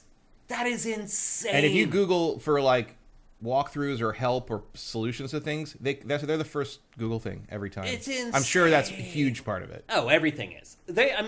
Organically, they're going to win SEO every time. Yeah. Because as soon as they put something up, it does 100,000 views in like that. I mean, with those numbers, I can't believe that their numbers are bigger. Like, their reviews should be getting, like, 20 million views. Like, but it's exactly what you said. It's all SEO. And so that doesn't necessarily translate into someone being interested in what you have to say. It just means you have information they want that one time. Yeah. But a lot of people want that one thing, and that happens to be the first. Because like I'll if it's something that just is factual and like how do you get through this part, and I'll click on the first thing, especially if it's IGN, because you know why I'll click on the IGN one over the whatever game sauce whatever crap below it, because I know IGN's gonna load on my phone. No, you're right. Like that's part of it. Yeah. It's a dependable website in just a technical specific, because there's so many times, and you know that even though they're going to throw ads at me, I know where the ads are and I can close them quickly. Like, no, you're right. Some of the other ones, because sometimes I'll want like a solution or information that is not like super mainstream. If it's like Dave the Diver, a couple times I had to go for the places that were not IGN, right? And because they were a little slow, sometimes they're a little slow on the uptake with the surprise hits, right? Yeah. And I had to go to like other places, and it was just like, oh, I can't. The pop-ups are so ridiculous. They could. So IGN is a little dependable in that regard. So it makes sense to me, but I don't think that translates into a brand loyalty. That's the problem. Is like there's nobody going to read Matt Casamassina's take on the GameCube. Yeah. Like there used to be in the old days. Well, it was funny. So when I worked at Viacom, and I had game trailers that I worked on, was also working on Spike.com, and Spike.com was exploding as well, and that's how I got promoted to VP or whatever. And one thing that like the people who worked above me, the FVPs, would always say to us, and what we were doing is we were basically like the Daily Beast or whatever, like those men's sites or whatever, where Daily Beast is wrong. Or maybe it is. What's one of the men's sites that sounds like that? I don't know. That just does a bunch of listicles, basically. It built its whole brand on it. Well, anyway, they basically were FHM, BuzzFeed. Well, what was happening was our articles, we would do tons of like top 10 this, top 10 that, and they would go on to Dig and they would do gigantic numbers. We were getting like 500,000 views for like our top 10 lists on Spike.com. And meanwhile, the full episode, that week's full episode of The Ultimate Fighter would do like 30,000 views. And so the executives were losing their minds over it and were actually kind of angry at me. Because we were doing better numbers with articles than their crazy expensive TV shows were doing. And one of the things that they always said to me was, yeah, but this is drive-by traffic. This is traffic that's coming in from the side and in the back door. And I'm like, bro, that's the internet now. Yeah. Like, that, I was like, when you're talking like 67-year-old dudes. You're not finding a way to make them stay. Like, no one. That's not how it works anymore, dude. That's not it. Like, what do you think a social media network is? It's people coming from all the different doors. In a sense, streaming TV and movies is the industry finally figuring that out. Yeah. It's crazy. And it took them 15 years. Yeah, well, those old guys would have never figured it out. And I don't think they even work in television anymore because I think that generation of guys retiring is a key element to why streaming services rose when they did. No, you're probably right. Yeah. Obviously, there's a technical problem there to solve too. But like, I think a lot of it is like you finally had people in charge who were a little older than us, but they understood it better than those guys did. Yeah, they totally did. Trying to tell a 70-year-old guy in 2007 like what the internet was just it was a fool's errand. Matt, we had to set up like group meetings to teach them how to use Twitter and Facebook. Just to explain to them what it was and why it was important that we did stuff there. Like, that's how it was when I worked there. You go into a meeting and they're like, hey, here's this woman who created the real world. Well, now she's 73 years old, and it's like, I get it. She created reality TV, but she has no idea what she's doing now. Retire. Well, as we have experienced firsthand, one hit is enough to secure you in development somewhere for the rest of your life. Pretty much the rest of your life. Yeah. Unbelievable. And is there a bigger hit than the real world? No. Probably not. Not real. I mean, certainly not in that space. I mean, I will say, the first time I went to a meeting and she was there, I was like, whoa.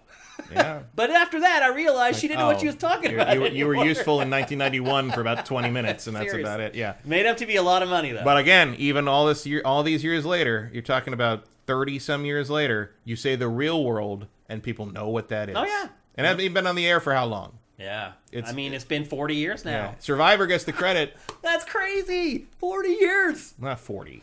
90, it was what, 80? 91. Oh, it was 91 the real world launch? 89 and 91 in there. Okay. I was in high school. Yeah. You're right. Yeah, okay. Because Puck wasn't that much older than me.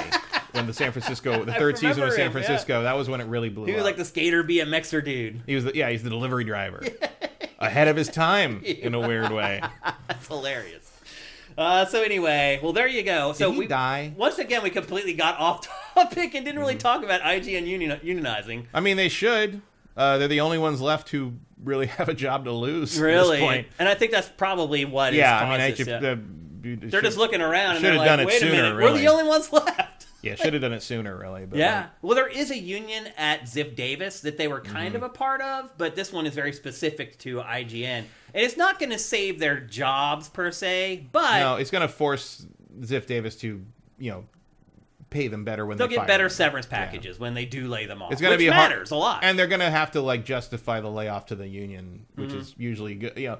Usually good because you have to really have a good thing other than we just don't want to pay this many people anymore. Yeah, which is how it works. How it usually works if you're not union. That's yeah, true. Absolutely. All right, so there you go.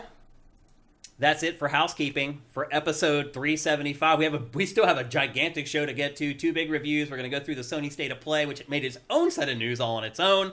But before we do that, here's a word from our sponsor, LS Cream.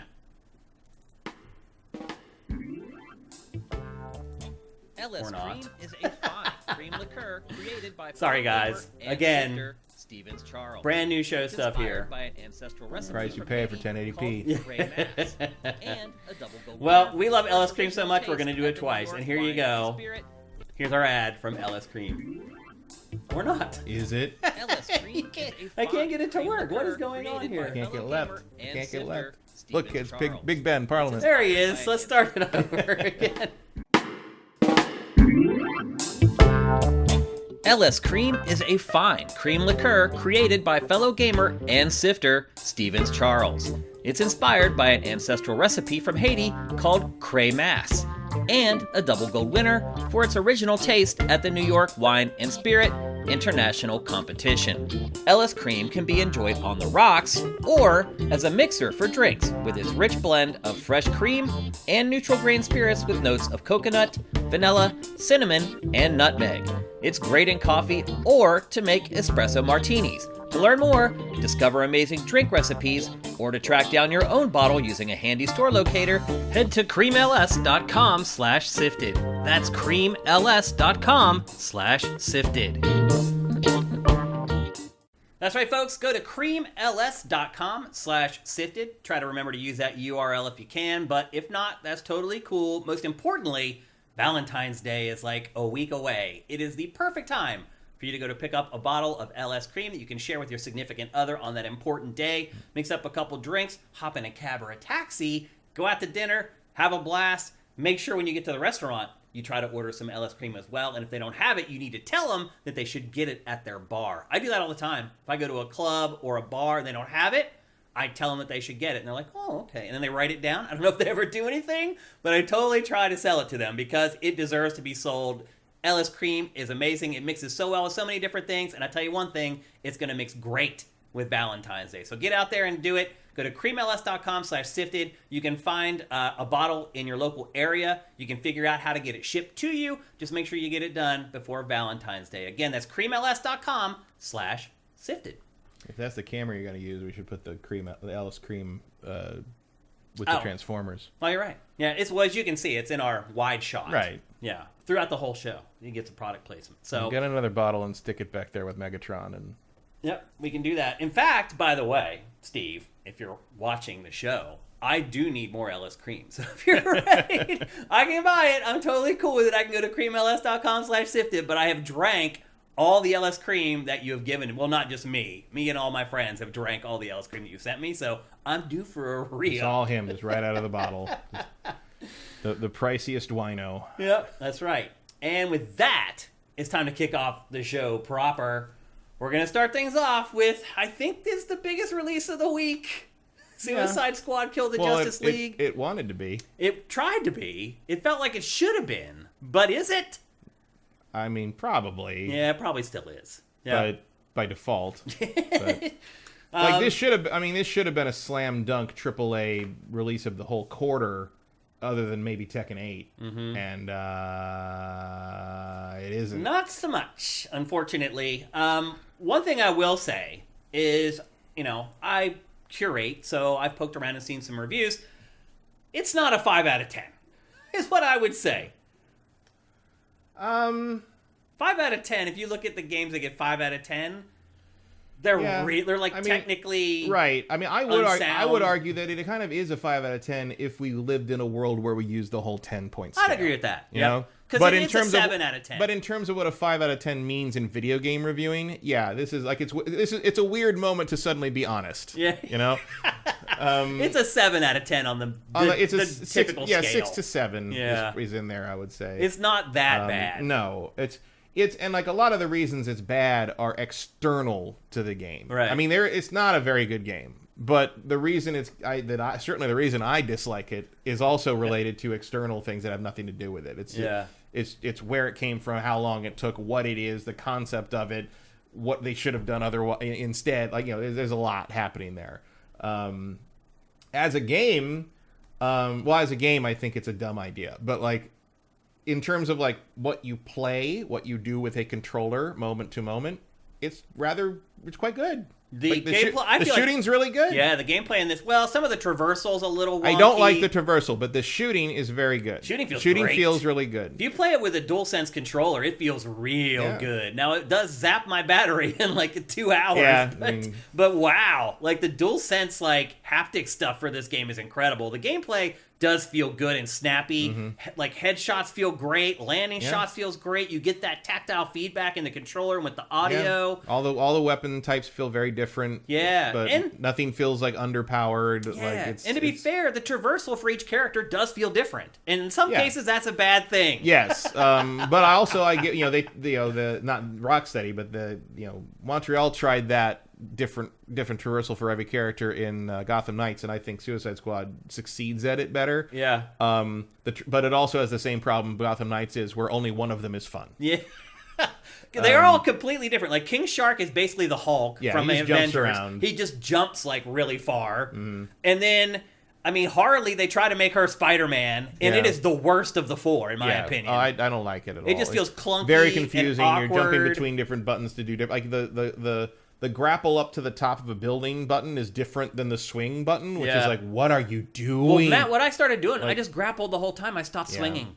It's just the swing is so weird. Well, my solution was to just play Deadshot. Okay, which he was my favorite character Deadshot as well. is a straightforward shooter. He has a jetpack, so it's basically playing Anthem. I literally play him just like it's Anthem. Yeah, I mean, they encourage you to switch because the characters will get fired up for certain missions, so you're supposed to switch to them because you get XP bonuses. And I did that for a few times, and after a while, I'm like, I'm just going to stick with Deadshot. In part, but the problem is, it's weird because it's like I can handle. I play Deadshot's traversal the best. I actually like Captain Boomerang's traversal the best. Okay. Because he has a Speed Force gauntlet. He throws one of his boomerangs and he Speed Forces there when you let go of the button or when it hits its limit, and then he can do it again, and then he can double or triple jump again after that. Like, he's got a lot, and you can use that to get in close and then jump out fast. Like, he can hit and run really easy with it.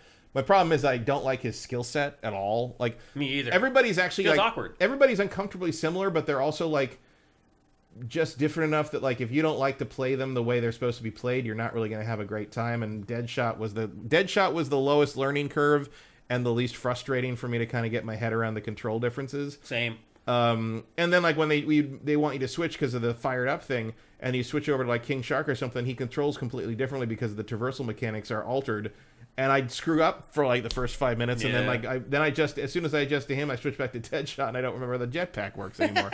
I wish I had stuck with one character. The skill trees are really boring. They're really boring, but they're also gigantic. Yeah. And because I was switching characters every time, I have like 4 characters that are like 4 levels down out of like 10. I hardly even scratched the surface of the skill trees, and I never had like an OP character. Yeah, I was a little surprised that for something that encouraged you to switch back and forth, they don't share XP. Yeah. So like you jump, I've been playing Deadshot, he's like level 5, and I switch over to King Shark for the first time, he's level 1. Yeah. And it's just like, and you can upgrade them, and sometimes they do. I think they do level up together. You can give them weapons and stuff. Yeah. But it's a weird way to do that. And it feels a little tacked on. Yeah. It feels like maybe you were originally supposed to just play multiplayer all the time, and they kind of tacked on away for single player. Should feel tacked on in a game that took this long to create. No. But the whole thing kind of does. It does. I mean, not the gameplay doesn't, but the world and the missions and everything feels like it feels like they ran out of time to come up with anything interesting. Yeah. The mission objectives, there's like 5 different ones. and they're over and like. And the first time, like it's like thrown in your face. Like the first time they let you pick a mission, like a side mission, quote unquote, to go to, they basically say pick wisely, and you get 3 of the same mission that are all 3 different difficulties. And I went and I did all of them. If you held a gun to my head, I couldn't tell you which one was supposed to be the hard one. Right. It's really because easy. almost any mission can be incredibly easy or just kill you. Yeah. Sometimes it just happens. It seems random. Like you just get bullied on sometimes, or just get ganged up on, and sometimes you just don't have a choice. But yeah, because your shield doesn't recharge automatically. You have to shoot a guy in the knee and then melee kill him. Dude, what is up with that? That is the dumbest mechanic I have ever seen. You literally in this game, you shoot people in the legs, and then you finish them off, and then you get your health replenished, your shield replenished. Mm-hmm. It is the dumbest, goofiest mechanic I've ever. Who wants to shoot people in the knee? Who wants to shoot people in the knee? Well, clearly the people who were shooting at the guards in Skyrim. Every game that you play teaches you to shoot the neck and the head. And in this, they're like, nope, shoot them in the kneecaps. Unless they're armored, in which case you have to melee them to break the shield. Right. Or if there's a different shield, you shoot the weak spot of that, and that'll break the shield. But they'll put it back up if you don't shoot them in the knee or the head soon enough. And like for the first like 2 hours, for the first 90 minutes, I didn't get to play the game because it's all cutscenes and maybe like 20 minutes of gameplay. And then they finally do. After 90 minutes, you finally get a title drop, and you get to go out and kind of start doing stuff in the world. Wait, before this B-roll goes away, I just want to point something out. This is the first DLC that is splashed up for you to buy. Mm-hmm. And of course, it's Harley Quinn in a painted-on outfit where she's basically just naked. Well, it's her original outfit. Right. But shouldn't that be in the game for free? But it's like you're obviously trying to use sexuality to get people to pay, is my point. Like, to me, this was dirty. I was like, really, man? I mean, I don't really think all of them have this. But look, if you go to the page, what's featured? Harley Quinn, because basically naked.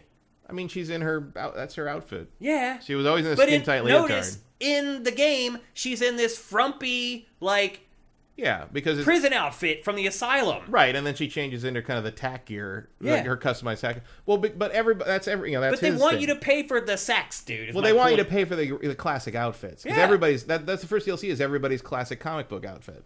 And she doesn't even have a classic comic book outfit because she came from the animated series. Right. But they're using her sexy outfit to try to generate money. But look at that, dude. But that's what she dresses. That's their original outfit. I hear you. It's more skin tight in Arkham Knight. And now look at how she looks when you play. And you can't tell me that there's not thirsty 13-year-old kids out there seeing this outfit and being like, "That's garbage, Mom. Give me the freaking credit card. I want that other outfit." I really don't think that's a large contingent of the audience. I don't know, man. We were just talking about the contingent. Yeah, but I don't think that's. I mean, the shitty thing here is they're selling the characters' classic outfits, right? As at all DLC. Yeah. The reason Harley is featured is not just because she's sexy, but because she's the only one anybody fucking knows. Yeah. She's the most popular playable character in this game by light years. I wonder. Have you seen? Is there data on that? Or are you just guessing? I'm not guessing that she is more popular than Deadshot, Captain Boomerang, and King Shark. I would be interested to see what the data is on who gets played. I don't know if she's the most played because she's not very much fun to play. Right. To me. She's like the worst to play in my opinion. She's hard to play. Yeah. Not because there's anything wrong with her as a character, but because the traversal is fiddly and it's awkward. Meanwhile, Spider-Man 2 gives you all the classic outfits for free as unlockables. Yeah. And even Avengers gave you a lot of classic stuff for free. I mean, you could play Avengers from the start through the campaign and have everybody more or less look like themselves. Yeah. I think one of the issues people have here who are longtime fans of some of these characters, and they do exist, even Captain Boomerang, they're not dressed other than King. I mean, King Shark is a giant shark. What can you do? Especially Captain Boomerang and Harley don't look like their comic book versions very much. They have kind of more like modern tack gear, cool leather sort of looks. Deadshot more or less looks like a modernized version of his armor, but like an Arkhamized version of it. I mean, although even the old Deadshot, the white Deadshot, and the other ones, and he really has a problem with that guy. Which is what I do enjoy that their prison outfits do list those are their premieres. Oh. So like he premiered in, I think, Flash 117 in 1960 or whatever, and her that's cool. Her thing has, I think, a date, the date of the air date of the first Batman the Animated Series episode she was in. Like that's a nice little. There's a lot of nice little, like, clearly, I mean, people go on about how the people who made this didn't know the comic books. They do. Yeah. Like, it's clearly, it's just there's a lot of narrative choices here that are.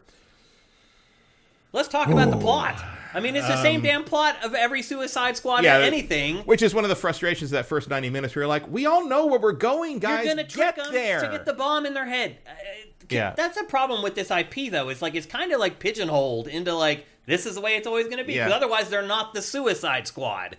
Yeah, and it's like it's also not a super interesting idea. Like, once you've seen it once, you can just get on with it. Yeah. Like, and it's funny because it's like, one of the reasons they have to set this up so much is because they've teased it twice in previous games and they just never did anything with it. And then the one they teased it with mainly was the post-credit scene of Arkham Origins, and that was Deathstroke. And Deathstroke just disappeared because you beat him in Arkham Knight. Yeah. It's making this an Arkhamverse game is bonkers. It really is. It makes no sense, really. Yeah, and Harley is nothing like the version of Harley that's been in the other games.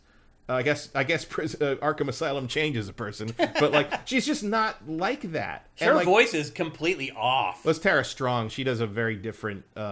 She sounds like some chick from New Jersey that I knew at Temple when I went to college at Temple. I mean, Harley's always had a Jersey accent. Yeah, but she doesn't sound like Harley. She sounds just like typical Jersey chick. I mean, no one really sounds like Arlene Sorkin, the original voice, who was her in Arkham Asylum, and then I think Tara Strong did her for the other two games. But this is a slightly deep. She's doing more of a Margot Robbie Harley in this. But even Margot's better at it than Margot is much better. Yeah, I mean, I have no issues with Margot's. Me either. Also, Margot's Harley is the same person in every movie. Yeah. Like every time she shows up, I recognize her as Margot's version of Harley. I do not recognize this Harley as the same character who was in the Arkham games. Me too. She behaves differently. She has a totally different outlook on things. At one point, she lectures Bruce Wayne Batman for being mean and beating people up and hurting people. I'm like, in Arkham Knight, it is canonically established that you beat a child's teeth out with a baseball bat. Jason Todd, that's one of the things Arkham Knight says happens. And at a certain point, you can't keep blaming Joker for the choices you made there. Yeah. Like, this is not a character who gets to be high and mighty about anything, except through the virtue of her own delusion. But the story doesn't really seem to see her that way. She seems to be the most. She's like the most empathetic of all of them. Yeah, she's kind of played as like the most like normal of them, or like the one who sees things more clearly, like than a the normal others. human would. Yeah, like Deadshot is almost shown to like portrayed as like a coward for wanting to get out and like see his family. Well, he's also like the meathead of the group. He is. You would think King Shark is, but he's actually like the intellectual one. Right. Well, King Shark's not stupid. He's just naive about the dry land world. Yeah. Which is he's the best one. Although he's basically just Drax from Guardians of the Galaxy. Great lines, but he's the funniest. Some of the writing in this is pretty good. Yeah, like it would be a decent direct-to-DVD DC movie. Yeah. And it is 3.5 hours long. If you just put the cutscenes, it's like a 12-hour game with 3.5 hours of cutscenes. So. Why did that take 9 years? Yeah. Exactly. Well, we need to get back to the plot, actually, and explain it for people who haven't played it. So, basically, Brainiac has showed up in Metropolis, and he's taken over the superheroes. You show up and become the superheroes, and even end up in the Hall of Justice. Amanda Waller has basically sent you in to, like, kill the Justice League. Yeah. Hence the title because of the game. they're... Basically, they're mind controlled. Yeah, they're mind controlled, and they're taking over Metropolis. Batman, except for Wonder Woman. Wonder Woman and Flash are not, but Flash does get caught eventually. But, like...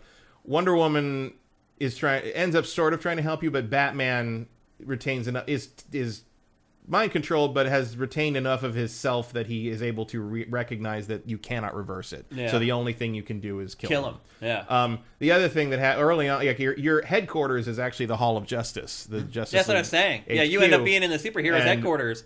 Which is interesting in two ways. First, that and the museum exhibit, which recounts all the events of the Arkham games, where you're like, oh yeah, we're going to recap all the things that were better than this. And then you go to and the other thing that blew my mind about that is you go around and press a button and activate all the different exhibits. They talk about all the different characters. Yeah. Almost none of these characters react to any of it. Yeah. Even Harley barely has lines. Batman. Reacts to Batman, reacts to Joker. like a couple of things like that. But like in general, it's like no one has any responses to it. And I had to switch between characters to try and see if anyone had anything to say about anything, and they generally didn't, which makes me think that was added later. And then you go to the How is anything added later? Because this game was in development for like 9 years. I don't think they decided to make this an Arkhamverse game until later. Maybe. To try to make it more appealing to somebody, but I think it backfired. Yep. But then you go to the Hall of Justice, and there's all these exhibits. Like because apparently this happened on a day when a bunch of children were supposed to visit the Hall of Justice and meet the Justice League. So there's all these weird hologram exhibits where the Justice Leaguers talk about who they are and what they do and da-da-da. And you find out that after the events of Arkham Knight, Batman basically went underground and became the Demon Bat and fought crime in Gotham by using Scarecrow's fear gas adapted for that. And then at some point the Justice League formed and invited him to join, and he decided to come out of hiding and be Batman again and join the Justice League. And I'm like, do you understand that that's a way more interesting story, Batman joining the Justice League, than what you're telling here? Like a game where you play as Batman as the Demon Bat and then halfway through pivot to having to become Batman again in the concept of a global style Justice League. That's a great game idea. Really is. That's a good story. Having to play Batman alongside all these fucking demigods is a cool idea. And then they made this. This plot did not keep me going. No. It did not motivate me to keep playing. The gameplay did. The gameplay, but also like, I don't know, like maybe I haven't, like I got about halfway through this before I decided to start watching the cutscenes on YouTube. Because I'm like, this is just the same thing. Well, you can see where it was going, Yeah, and like, and I'm not a shooter guy really, so I've seen videos online where like people are doing really amazing stuff in there, but I don't care to know that any more than I wanted to become like a super awesome Borderlands player, right, you know? Yeah. Like if you're a big fan of like Vanquish, like there might be something for you here. Yeah, you saw the sliding there. Sliding and all that. Like there's an element of that to this. Yeah, and like some of the enemies you saw earlier in that one clip, like I was trying to shoot the one enemy with a sniper rifle. Well, that was one of the enemies Matt was talking about earlier, where you have to go in and melee to break their shields. And there's stuff like that throughout the entire game where like you try a weapon on an enemy, it doesn't work. You have to kind of fiddle around with stuff until you figure out what they need. There are some missions later on in the game where you need to take down specific enemies first, because then they drop something that you pick up that powers you up, that allows you to take out the other enemies in the mission. And those missions got annoying after a while, man. Like, you have to keep constantly using your scan ability to figure out where the enemies are that you need to kill first, so you can pick up the thing and then go kill the other enemies. Yeah, they're the most standard online open world activities you can imagine. Like they reminded me like Fallout 76 stuff from the first 2 years. Yep. Another common mission is there will be like a bus. Yes, really a bus that will be parked there, and you need to go from one location to another, wiping out the enemies and then picking up people who are hiding, take them back to the bus and drop them off. That mission type repeats over and over again. In all honesty, Matt, my favorite mission type in this was... When you play Suicide Squad, you're expecting an escort mission. Here you go. Pretty much. My favorite missions in this were the ones where you get the vehicle. Like, you have the one guy who is at the Hall of Justice who's building these vehicles for you, and you get in these cars and you fly around and just bomb the living hell out of everything. That was like the funnest missions in the game, and it's just like an aside. Yep. It's anemic in a weird way. Like, it doesn't give you... there's no hook here. Because who really cares about Suicide Squad? Not many people. And like they did. It was in like 2017. Right. Yeah, that ship has sailed. And I like the James Gunn version way better. But like, and it's obviously why King Shark is in this. Yeah. But it's not. These aren't characters I want to play as. Yep. And then there are light RPG elements. We talked about the skill trees already. You level up, but like all the leveling is basically automatic. It's not like you're assigning skill points. Yeah, you barely notice it happen sometimes. Yeah. Because the HUD is so crowded and the interface is so on top of itself that sometimes you miss the level up. Yeah. Sometimes it doesn't even pop up because it's so covered with other text in the same place. Right. And the Hall of Justice is like your home base where you go back, and like the Penguin is there to give you weapons and upgrade weapons. It's like every other game of this type where you have this one area you go back to where you heal up, level up your weapons, buy new weapons, do all that kind of stuff. Yep. So the design of this game is pretty stereotypical for these style of games, for sure. You have two guns, you have a melee weapon, you have a grenade, a shield mod, a traversal mod, and then you get two more mods eventually that unlock a little later in the game. Some of the missions I just found that really just dragged on, particularly after you've done them 3 or 4 times. Like, there was like this one mission where you kill enemies and you pick up, they leave behind ores when you kill them. And then you have to go to this place and like deposit the orbs, and then that makes like the thing vulnerable, and then you can shoot it, and like the first it's like 4 or 5 different waves, and the last wave is like 16 or 20 enemies. It's like I'm just like, why am I doing this? Like, what is the point of this? And there is a lot of shooting the purple weak points throughout the whole thing. Like, yeah, the impressions of that and that first gameplay thing that got it delayed a year were dead we're on. accurate. Yeah. When we talked about it, we're like, I will say I did kind of enjoy this section where you basically get to play as the criminals in a Batman Arkham Asylum Predator level. Like the kind of feeling of like what it was like to be on the other side of that. To be hunted by Batman. Yeah, just this very tiny section here was really fun. And then you get special attacks. One of them you do with both shoulder buttons. The other one, if you're playing on PlayStation, you tap square and X at the same time. Those are kind of your big finishers.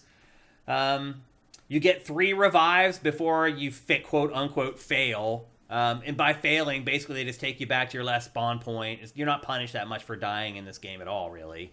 But you do get 3 revives. Your team will revive you. You can choose to revive yourself. Did you play it cooperatively at all with other humans? No. I did, but they just ran off and like didn't care what I was doing, and they weren't fighting with me at all. They weren't paying attention to the mission objectives, and I was just like, okay, I guess I'm going to play this whole game by myself. Like, I struggled to find good partners to play with, and honestly, like, the AI does a fine job. As long as they revive me when I die, I don't really care about what else they do. No. As long as they're making like one-liners here and there to keep like things jovial.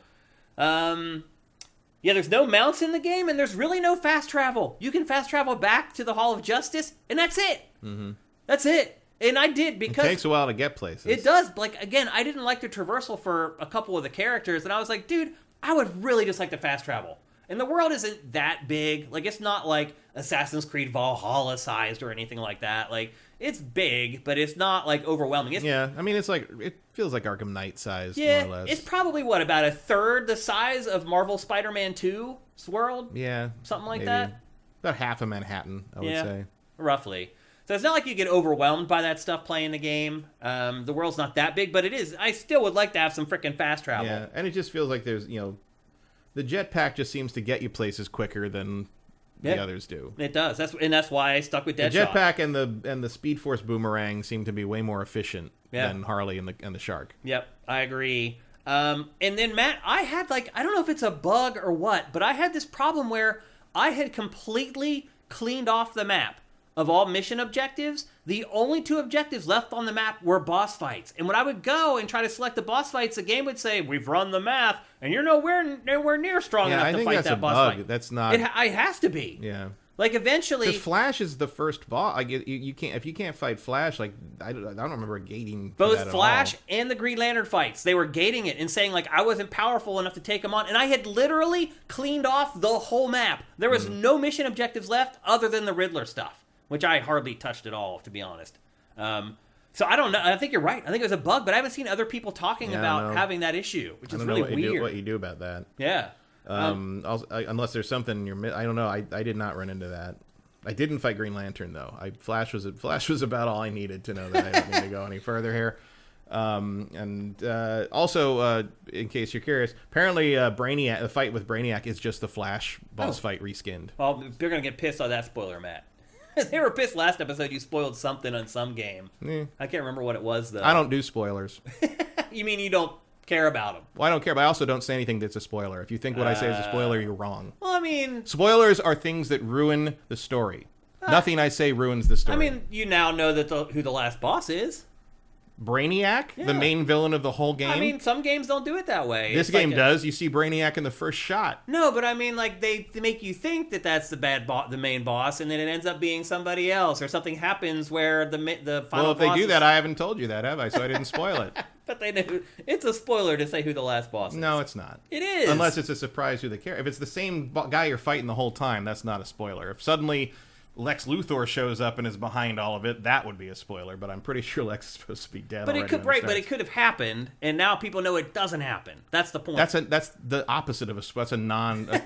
It's also not a spoiler to say that Spider-Man doesn't show up and fight you. All I'm saying is I guarantee there's going to be comments about you just saying that. Good. Well, they can fuck off. Let's see. Age of the Legend Watson is asking... spoiler, Bowser's the last boss in Mario. Like, give me a break.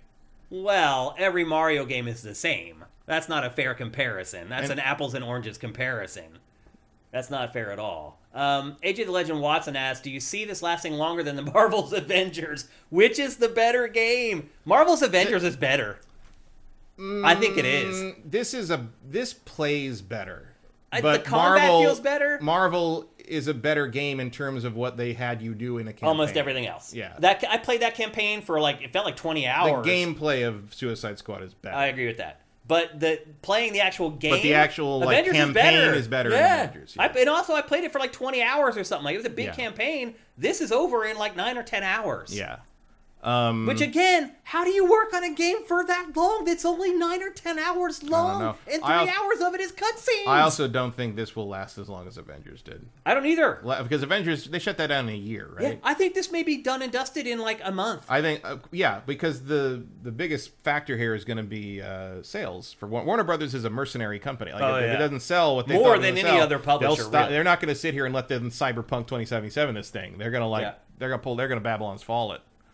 Yeah, they're gonna pull the plug. Yeah.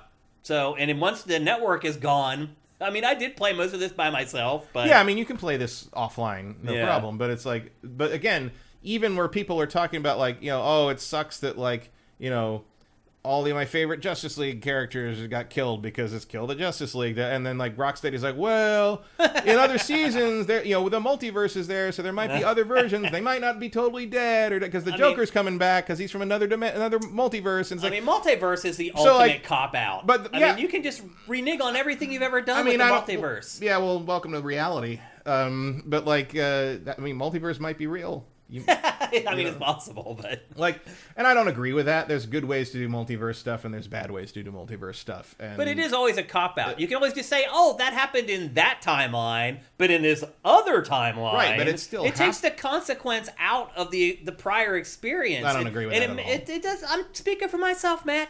And it does. It takes the consequence out of it. It makes me the next time say, well, maybe I shouldn't get so invested in this because it's not real. Because there's some other universe where other crap is. And I understand why you're defending it, because pretty much every superhero movie at this point is relying on that. Well, and I think it's lazy. Well, that's not why I'm defending it. I'm defending it because it can work, and it does work. Maybe. Iron Man in Avengers Endgame died.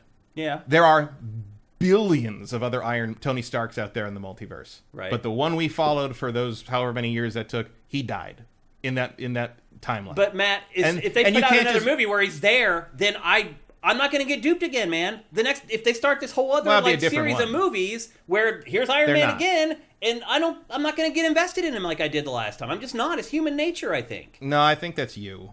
And there's other people that agree with you on that, but well, then it's not just me. But that's a particular kind of person who sees that a certain way, and I don't agree with that. And I think comic books, everyone's different, right? But I'm saying most people don't feel that way, because certainly most people that follow comic books. Look at the Marvel movies now. They're trying to reset it, and nobody cares because they're bad movies, not because they're using multiverse stuff. That's part of it for sure. Most of there have been multiverse things in 3 movies since Endgame. That's it.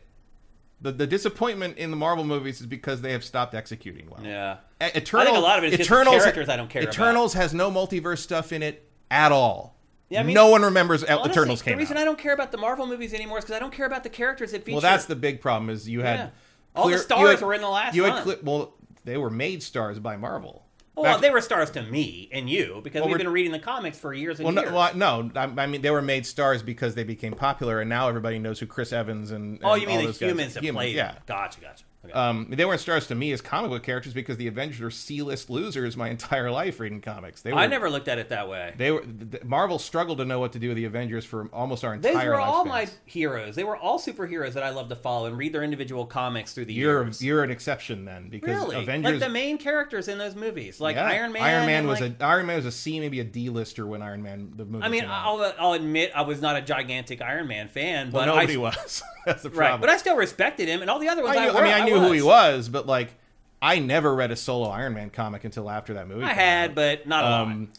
The Marvel's bread and butter, the top of their business for our entire lifespans until the MCU was Spider-Man and X-Men. Yeah. And that is it. Captain America lost his solo title in the late 80s. Thor didn't have a solo title for almost 2 decades. Iron Man stopped and restarted because they made a cartoon series that kind of revived him in the 90s, and he had a period there.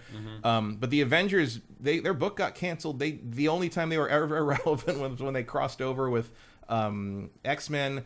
And actually, you can forget because it was forgettable and nobody fucking knows it because nobody read these books. But in the late 80s to the early 90s, the Avengers lineup was like Crystal, the Black Knight, you're right. Hercules. No, back then you're right. The Like, bunch I of didn't care. the swordsmen, and it's like they'd show up and you're like, who are these idiots? Like, no, basically, Avengers team was too much of, and Hawkeye was always on the team because Hawkeye has nothing better to do. But like, you're right. the fact that if you had told me in 1991 when I was working at the comic shop and as deep in the comic book shit as I ever was, that in like 20 years there'd be an Avengers movie come out and make $1 billion, I'd be like, you're out of your fucking mind. Like, well, back then you're right though. They were in this weird rut where they had a bunch of characters in it that nobody cared about. They made these things household names. I mean, James Gunn made a talking raccoon and a tree household names with one fucking movie. Yeah. And like, I think that shows you the magic of writing. You could do that with Suicide Squad if you did a good Suicide Squad thing, but they haven't. Yeah. I mean, Harley caught on, but I think Harley was already pre-molded for them. Yep. And part of the problem is they're not interested in making these characters who are established as something into some character. The characters in Guardians of the Galaxy have almost no relation to who they were in the comics before that movie came out. Now the comics are all like that because they mold themselves to be. Tony Stark didn't make a sarcastic quip in the history of his fucking existence before. No, you're right. Yeah, he Robert Downey Jr. He wasn't funny. Right. And now after Robert Downey Jr., he is funny. Yeah, he made that character for so sure. I'm saying, same with look, King Shark, that version of King Shark, that's James Gunn's King Shark. Yeah. But maybe do that for Captain Boomerang and Deadshot, and you might have something. Yeah. Like, you can make me care about a character if you tell me a good story with them. This is not that. Yeah, I agree. So, is that 2 thumbs down from us? Because I'll be honest with you, Matt, I had to pay for this game. I talked about it a couple weeks ago that Warner So Brothers... did IGN. Yeah. Apparently a lot of people did. They knew. Warner Brothers knew what they had. They probably did. So I paid for this with my own money, your money. You're our patrons, and you paid for this game so I could cover it. $70. I feel ripped off. I mean, it's like 9 hours long. I don't see myself going back. I don't care what DLC they release. Like, I'm just not really interested in playing it anymore unless they can come up with some interesting mission objectives. Also, Nolan Bozo's makes a good point. At the same time, the Avengers are a bunch of losers. So is the Justice League.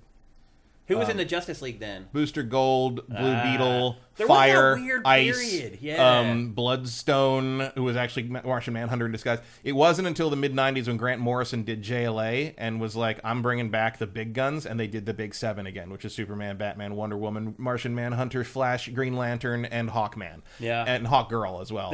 All the characters that were in the cartoon, basically. That was right alongside that, absolutely. And that was a great cartoon. That was why the cartoon came about, was because JLA revived the Justice League as a concept, because they'd been a bunch of, especially after the Super Friends, they basically were like, oh, everyone thinks the core DC characters in the Justice League is a bunch of cheesy crap, so we're gonna change it up. It became Justice League International. Post-crisis stuff messed with that, and finally they realized, like, oh, if we put our big heavy hitters on this team and make them work together and fight, that was the key that Morrison figured out. It has to be a threat that you need all those big guys together to fight. Like, it has to be something that you're like, oh, if they didn't have Superman and Wonder Woman and Martian Manhunter and Green Lantern, they would have lost this fight. Yeah. That was the big change. I remember Aquaman was in that cartoon too. Aquaman was in there, yeah.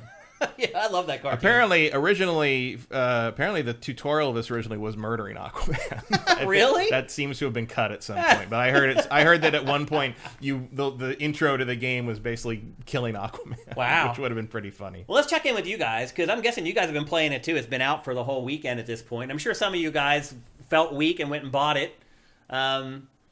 What do you guys got to say here about it? I pirated it, and I still feel ripped off, said Silk Snake. Oh, don't talk about pirating stuff in our stream, dude. If you're gonna do it, keep it to yourself. I don't want to hear about it. Let's see. Well, it looks like no one's really saying anything, which just says all that needs to be said. It's interesting that it's really already almost left the discussion online. Yeah. Like, I mean, you've got people that, for whatever reason, have decided to make it their whole personality that the game is being unfairly hated and maligned, which is like, okay, if that's how boring you are, I guess that can be a thing. Zed Saber says, I fell asleep during the Eternals movie. I'm not surprised by that at all. Yeah, I like the Eternals, but I understand why it didn't hit. Yeah. Like, it was very pretty, but it was just sort of, why are you doing that? Yeah. Look, so a lot of people are saying, look, multiverse is lazy booking. Well, I don't care what anyone says. I'm talking to you. Okay.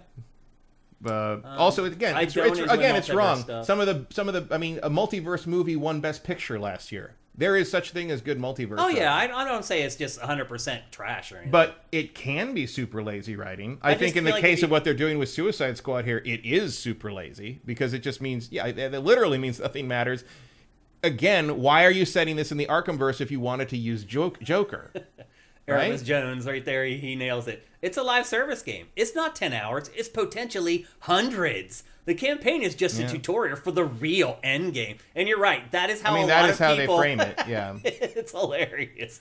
I can buy that for something like Diablo, but this is a game where there's people I've seen on like Reset Era and stuff that are already like master level 50, Jeez. which means they've leveled over again to 50 after in the end game. And I'm just like, what are you doing? AJ asks, is it worth watching the cutscenes for the story? How good is it, Max? I haven't watched them all. It's fine. I think there's a bunch of dumb choices in it. The way some of the Justice League people die is stupid. What happens to Wonder Woman is stupid. What happens to Batman is... I know people have freaked out. They're like, oh, this is the farewell to Kevin Conroy. It's like they didn't know Kevin Conroy was going to die when they made this fucking thing. Yeah. Weirder shit has happened to Batman in Elseworld stories. It almost feels a little bit like a cheap marketing... A little bit, but which would be really gross. Well, they aren't doing that. Like Warner Brothers isn't doing that. The fans are saying that. The fans are the ones. I think you're saying Warner Brothers. No, the fans are saying like, "How dare you make this the final performance?" First off, it's not. He recorded lines for 2 other projects that aren't out yet. Oh, okay. Second, that's a stupid way to criticize this thing. You don't bring a dead voice actor in as some kind of justification for not liking this scene. I don't like the scene in which they fight Batman because I think it's a really weak way to end the Arkham version of Batman. Mm-hmm. If you go back to play Arkham Asylum and think that's how this Batman ends up, that's terrible. That's really stupid. Which again feeds my thing of I don't think this was supposed to be an Arkham game originally. Doesn't feel like it. And it feels weird to do. And there's things where when you beat Flash, there's a lot of people complaining that Captain Boomerang pisses on his corpse. Mm-hmm. He doesn't do that, but he mentions it. And it's but he wouldn't. The thing is Flash's rogues gallery is weird in that they respect him because he respects them. There's a whole thing, and you'll see this in the cartoon, you see it in the comic. It's very somewhat in the CW show. He wants them to be okay. He wants them to be rehabilitated, and he helps them. He's like, if you need anything before you try to commit a crazy weird crime, call me and I'll come help you. I'll help you. We'll figure it out. And so he's actually the most successful of the main superheroes at kind of rehabilitating these guys. And they all don't like him because he stops their schemes, but they respect him because he tries to help. And that's kind of they use that as a counterpoint to him in Batman sometimes, where Batman throws all his villains in this horrible pit called Arkham Asylum. And whereas Flash goes and checks on them every weekend. Yeah. And obviously this is its own universe. It's a multiverse. It's you can have it's Elseworlds. You can take different versions of different characters. For God's sake, there's an Elseworlds where Batman's a vampire. You can do wildly different stuff, but you got to justify it a little bit to me if you want to go. You got to be a reason for that. And the only reason to make Captain Boomerang this horribly unpleasant asshole to literally everyone, including the Flash, seems to be because that's the only personality that could come up with it for him. And it's just it just. Along with the whole we're going to get another universe's Joker because we want you to have the Joker as a playable character because we think that'll sell as DLC and sell you season passes, that just feels like lazy bullshit to me. Yeah. And none of it is very satisfying. There's some good moments here and there. King Shark is kind of funny. He is funny. I think he's pretty consistently funny. Yeah, more or less. He's the best. He's the standout character of the main four, for sure. The tech is very good. The animation is very good. Yeah. It's a great... visually, I think visually it's busy and unappealing. I don't like the design of it, and I think there's too much Brainiac purple everywhere. It's just cluttered. If you get up on a vista and overlook the city, it's pretty freaking crazy. Oh yeah, it's whoa. I guess I'd say doing that is it's impressive, but it's not pleasant. No, I agree. You know what I mean? It's your eyes are almost whoa, that's too much noise. Where do I even go? Right, where do they go? Your eyes are a lot of times you get high up in an open world game like that, you look around, it's let's go over there and see you what see that the is. landmarks. Yeah, and in this you're just this is just everything's clutter. A landmark. It's just it's like looking at a room where there's boxes everywhere. I hear you. But on the technical achievement here is very impressive, I think. Yeah, I agree. Even just the fact that because when Harley does the traversal thing, she grapples onto this bat drone. Yeah. And that bat drone is always there. It is. It's always flying around and roosting on something. I'm very impressed. It's like alive. Yeah. But it's like, who cares? Yeah. It doesn't make the game better, really. No, it doesn't. It doesn't save anything, but I feel like someone worked real hard to make that happen. And I appreciate that. I would pay like $40 for this game. That's what I'd be willing to pay for it. I would be willing to pay $20 to watch it on Blu-ray. Okay. It's $70. I would never tell someone to buy this. Because again, like it's as if this was like like one of those DVD straight to video releases they do for the animated stuff, it would be fine. It would be like, okay, it would be mid-range. It would be pretty good. Okay, it's an interesting take on this. Like, because you didn't really need any the backstory on this is set up for you in the very beginning. Okay, Brainiac arrived and took over the Justice League, and these misfits have to kill them somehow, even though nobody can kill Superman. Yeah. Like, that's a pretty good setup, right? Yeah. But as a game, it's tedious. As a follow-up to the Arkham games, it's a fucking crime. It really is. It's not even the same league as the Arkham games. As Rocksteady's first output in almost a decade, it's inexplicable. It's really disappointing. But so many people have left there now. Yeah. Now you're seeing it. The brain drain. Yeah. It's just like Rare. It's like you can buy the name and the logo. You can't buy the people that make the stuff. Mm-hmm. And you lose those people. And on top of all of that, I think it would be received a little better if it wasn't such a blatant game as a service. Yeah. Attempt.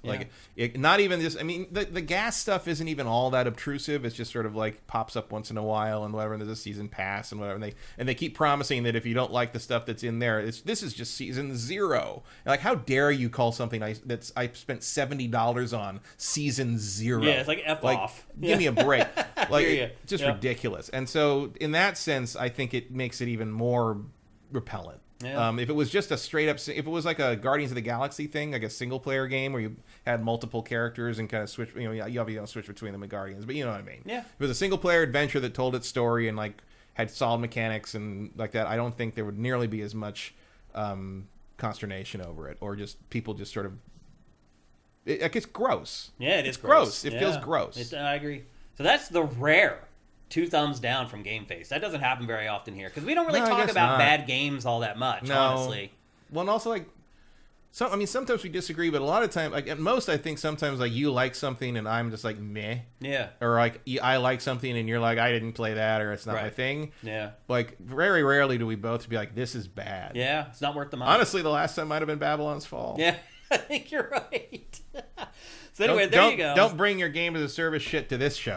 That's right. We're gonna take it out. Yep. So there you go. That's our review of Suicide Squad: Kill the Justice League. Nolan Bozo's on. Why didn't you just fly around attached to the drone? You shut up. We're not here to think. All right. Next up, and just consume the product and buy the battle pass. Come on. Well, it was funny. Somebody gave us a bunch of crap because we didn't cover the Xbox Developer Direct long enough. They were upset that we covered The Last of Us Part 2 Remastered longer than we covered the Xbox Developer Direct. And they said something like, oh, but the State of Play you watch, you're going to cover it for That's not going to happen because we're running out of time. So we are about to cover Sony's State of Play. It's also not going to happen because I forgot I watched that until you just mentioned it. Oh, really? It, so. Well, the truth is, it was pretty damn good if you're into third-party games. Yeah. But, Matt, where are the first-party games? They're hiding. Where are they? They're hiding. This is crazy. Look, you can't just throw all these other exciting first-party games out there and get in the way of Game of the Year candidate Helldivers 2. Well, I saw someone online who said that Helldivers 2 is the first game they've pre-ordered in 5 years. I have a lot of questions. I think Suicide Squad might have been a smarter buy, maybe. Well, anyway, let's get to the State of Play. It was a good one, but it wasn't good if you're a fan of Sony's first-party games because it really showed, hardly any. Helldivers 2 was pretty much the only one. And what it really was, Matt, was just another wank fest for Hideo Kojima. Oh, yeah. I mean, that's really what it was. So he announces... finally, his replacement for Metal Gear. Also, do you find this guy awkward, Herman Hulst? Yeah, I mean, he looks like he's about to plan something that's definitely going to kill Sherlock Holmes. It's just the way that he talks. He's always, leaning back. I don't know what it is about him. But anyway, he's now the head of PlayStation Studios, which is a little odd. But anyway, here we go. They finally threw enough money at Hideo Kojima where he's like, okay, now I will make Metal Gear again. I mean, that's pretty much what happened. Yeah, the Fizzint, which is just going to be Metal Gear Solid 2 or whatever the hell you want to call it. Fizzint what I wanted. It just, the jokes write themselves. The other thing, too, I would say is this game probably is going to be like a PlayStation 6 launch game. Yeah, this is way out. It's way out. Like he literally says it. Like, that's like 2 games in the last 2 months where he had to be like, oh, this is definitely happening. Yeah. We promise OD is a real game. It's actually a video game. Yeah, because then there's OD that he's working on. Like, But say even this. then, the Death Stranding 2 thing tells you nothing. Well, we'll get to that. Absolutely nothing. But I do have to Stop hand letting it this to... man take up like 25% of your fucking state of play presentation shit and like say nothing. I've got to hand it to him though, Matt, because he is one of the few developers who has managed to play both sides. Mm-hmm. He is able to secure exclusive money from both Xbox and PlayStation. And I wouldn't be surprised if Nintendo cozies up and backs the Brinks truck up to him as well here in the not too distant future. I don't think he's so obsessed with cutting edge stuff. I don't think he would do Nintendo stuff. I mean, it would be smart for Nintendo to try to get I him think they should try, yeah. for Switch 2, particularly if it's going to be at least somewhat advanced, yeah. which I hope to God it is. But yeah, this whole thing ended up just becoming the Hideo Kojima show for the most part. Maybe the Switch 2 could run like Death Stranding 1. Maybe you get It should. I would hope. like a special Switch version where you get Right. where you unlock all the he gets like Metroid armor and like Or Mario you actually hats deliver and shit. stuff physically with your handheld Switch. No, God. But I could see him delivering like Switch bundles, Right, And stuff. yeah.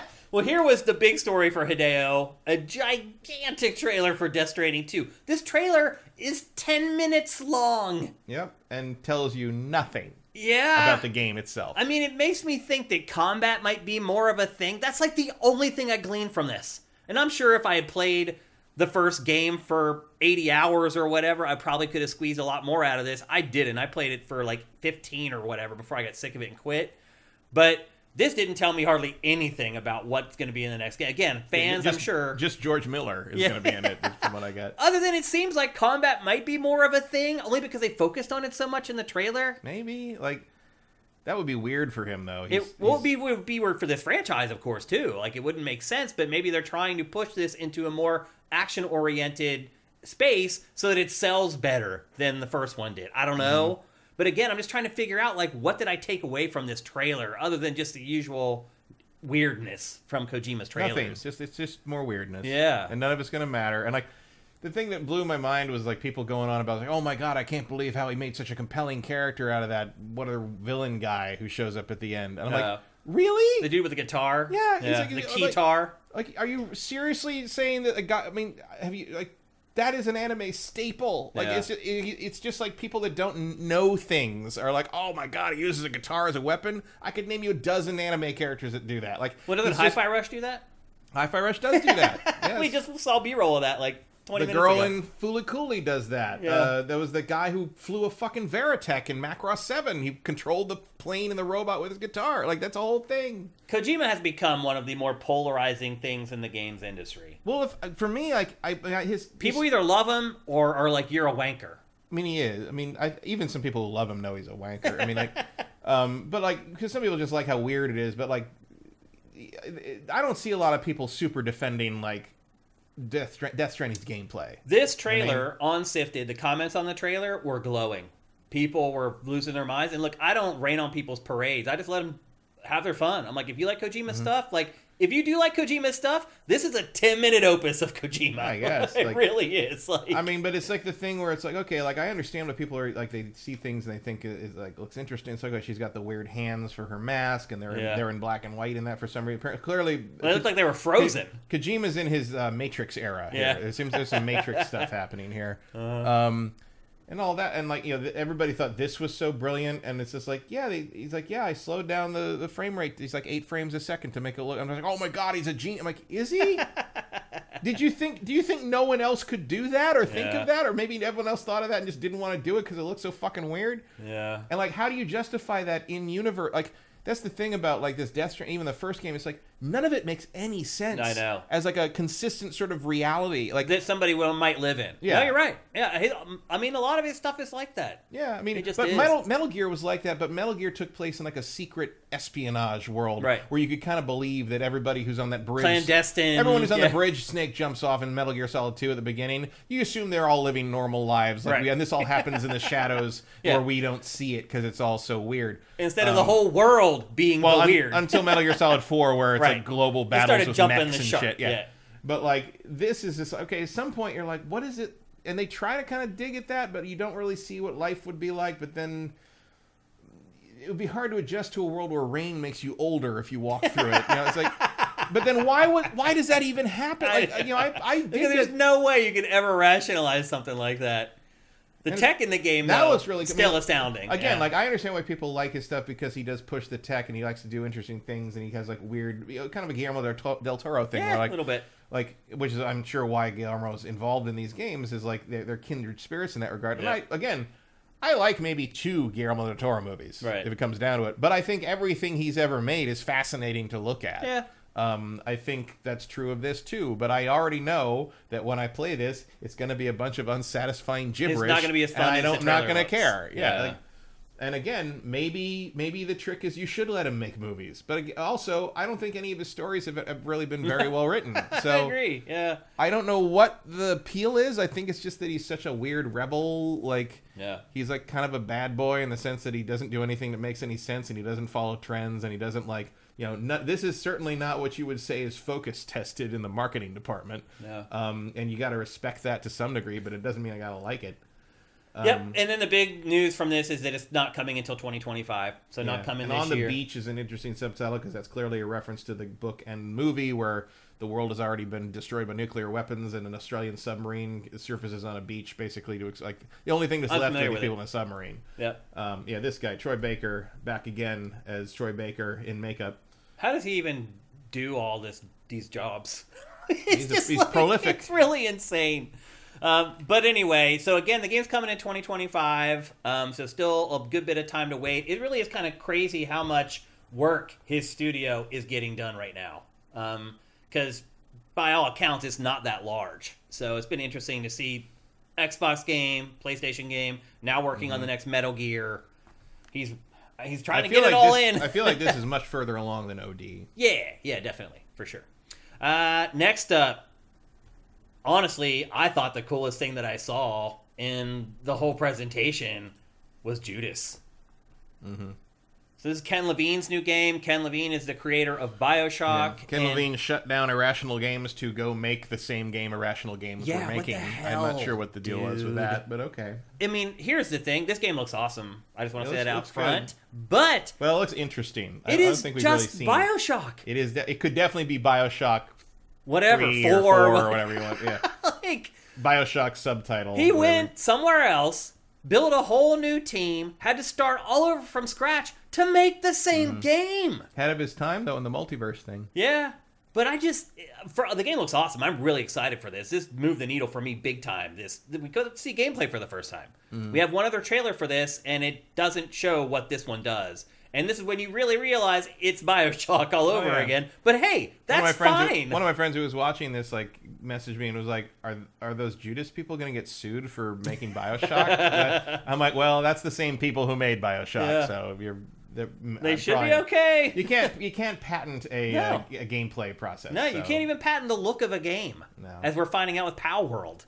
So they're totally clear, and I'm just glad there's a new freaking BioShock coming from the guy who made BioShock, because 2K is working on a new BioShock, but it's not being made by the people who made BioShock. So to me, this is the real sequel. This is the real next BioShock. Still don't have any idea when it's coming out, but it's PC, PS5, and Xbox Series. My guess is 2025. Yeah. Although, I don't know, that we had that one guy who was working on it in the chat last year who said it was much further along than I thought. That's true, actually. Yeah. Sure, F, I think. Yeah, my guess would be 2025, but I also won't be super surprised if it's this end of this year. That'll be awesome. We need more games for Q4. But anyway, that's Judas, and it's looking hot. PC, PS5, and Xbox Series. Yeah, it's still early. Next up, the biggest surprise of the entire state of play was a brand new Silent Hill game that was shadow dropped immediately and free. Mm-hmm. Did you play this, Matt? Nope. I played it. I played the whole thing, and it sucks. That's what I figured. It is, like, I understand what they're trying to do here. This is one of those games where they're trying to, like, teach kids to not bully other kids, and there's a message here. It's basically about a girl who is undergoing trauma and is suicidal because she's being bullied by her peers, basically. And then she escapes to this place inside her mind, essentially, to escape it, but then ultimately ends up dealing with her depression, or does she? It is a first-person... It's not really survival horror. There's no weapons. You just walk around with your cell phone camera light. And there's, like, apparitions that, like, chase you at a couple different points. And if they catch you, all that happens is they just set you back, like, 10 feet or whatever. Yeah, from what I got from the trailer here was, like, what if Fatal Frame but boring? Pretty much. It's just a walking simulator with a couple scary points. Like, there's this one character that the girl idolizes... And she talks about her the whole way through the game, and eventually you find out that girl isn't what she seems, but still, I mean, I'm terrified. I could understand why it's free, I guess is what I'm getting at. Like, if they had tried to charge for this and people were reviewing it as something that you had to pay for, it would get murdered. No pun intended. I did not really enjoy my time with this all that much. The approach on Silent Hill these days is very confusing. They can't figure it out. Like, why it's not make that this? complicated. I don't know. Well, they announced like a year and a half ago that they're revitalizing Silent Hill. They're like, right. we got like 4 or 5 projects in development. But you think this is how you do that? I Also, don't like, know. you haven't made a good Silent Hill hasn't had a good game since 2001. Yeah. Go away. I know. I mean, now, when was 3? 2003? It was a little later. Yeah. 2003, early Yeah, 2004? I think it was. Silent Hill 3 is the last good Silent Hill product. Yeah, because when it started going downhill with The Room. Yeah. That's where it started. Which wasn't even supposed to be a Silent Hill game. Right. Originally. Yeah. And then you had Homecoming and Downpour and Origins and all. They were all just blech. Yeah. Blech. I mean, it's free, so... Yeah, the one thing I will say is the girl is a graffiti artist, which is an interesting twist. Is that in engine, or is that... That looks like live action. Is it live action? I have struggled to tell. I can't really tell. Which is kind of cool that we're at that place. That's live action, I think. If that's not live action, I'm very impressed. Yeah, because the rest of the game, as you can see, does not look that good. So you're right. I think it probably is live action. But anyway, it's called Silent Hill, The Short Message. And it is short. It takes like... Like, that's a photo, I think. Yeah, for sure. It takes like, I don't know, like 30 or 40 minutes to finish it. It's free. It's only on PlayStation right now. You can go download it and play it. Yeah, but the question all the PlayStation 5 owners want to know, how big is it? Yeah. What's the install size? Yeah. I felt like this was a make good for PT, taking PT away. Whoops. Yeah. Well, PT to me wasn't that great either. No, I think PT is one of the most overrated things of like, all time. It's just like, the forbidden fruit thing. Yeah. It's like they took it away and now I want it. Like, but the game itself wasn't that great. even though the game that they were going to make wasn't anything like that. Yeah. So yeah. But I do feel like this is kind of like them saying like, yeah, we kind of screwed that up. Here's this instead, and at least it is free. But is it worth even taking the time to download? I think looking at this B-roll, you can answer that question for yourself. Yeah. If this looks interesting to you, go download yeah, it. if you'd like to walk through a really dirty building, Yeah, that's pretty much what it is. have fun, I guess. I don't... Next up, completely switching up the tone. Oh, actually not. Next up is the Silent Hill 2 remake. And Matt, there are 2 games in this state of play that made me feel really nervous about my fantasy team. And this is one of them. This is a combat trailer that shows just basically all combat, and it looks not good. No, but Silent Hill 2 never had good combat. It didn't, but I think people will not be as kind as they were to the original Silent Hill 2. Probably not. Although, I mean, I know there were people like freaking out about this. They're like, "Oh my god, they made it Resident Evil 4," or they've like also like, have you people ever cut a trailer? Yeah. Like, this was They haven't. Like, clearly, like, you throw a bunch of things of him fighting stuff in the trailer. It doesn't mean there's tons of combat in the game. It Yeah. just means that, like, that's... These could be the only encounters in the entire game. like... And a lot of that stuff was optional. Like, you're just running through the... just run around stuff. Yeah, But which is what I did. But I you're hardly going to do a ever fought. trailer, you're going to stop and fight stuff to make it look like action-y, because otherwise it's just a man walking through halls. Yeah, yeah, pretty much.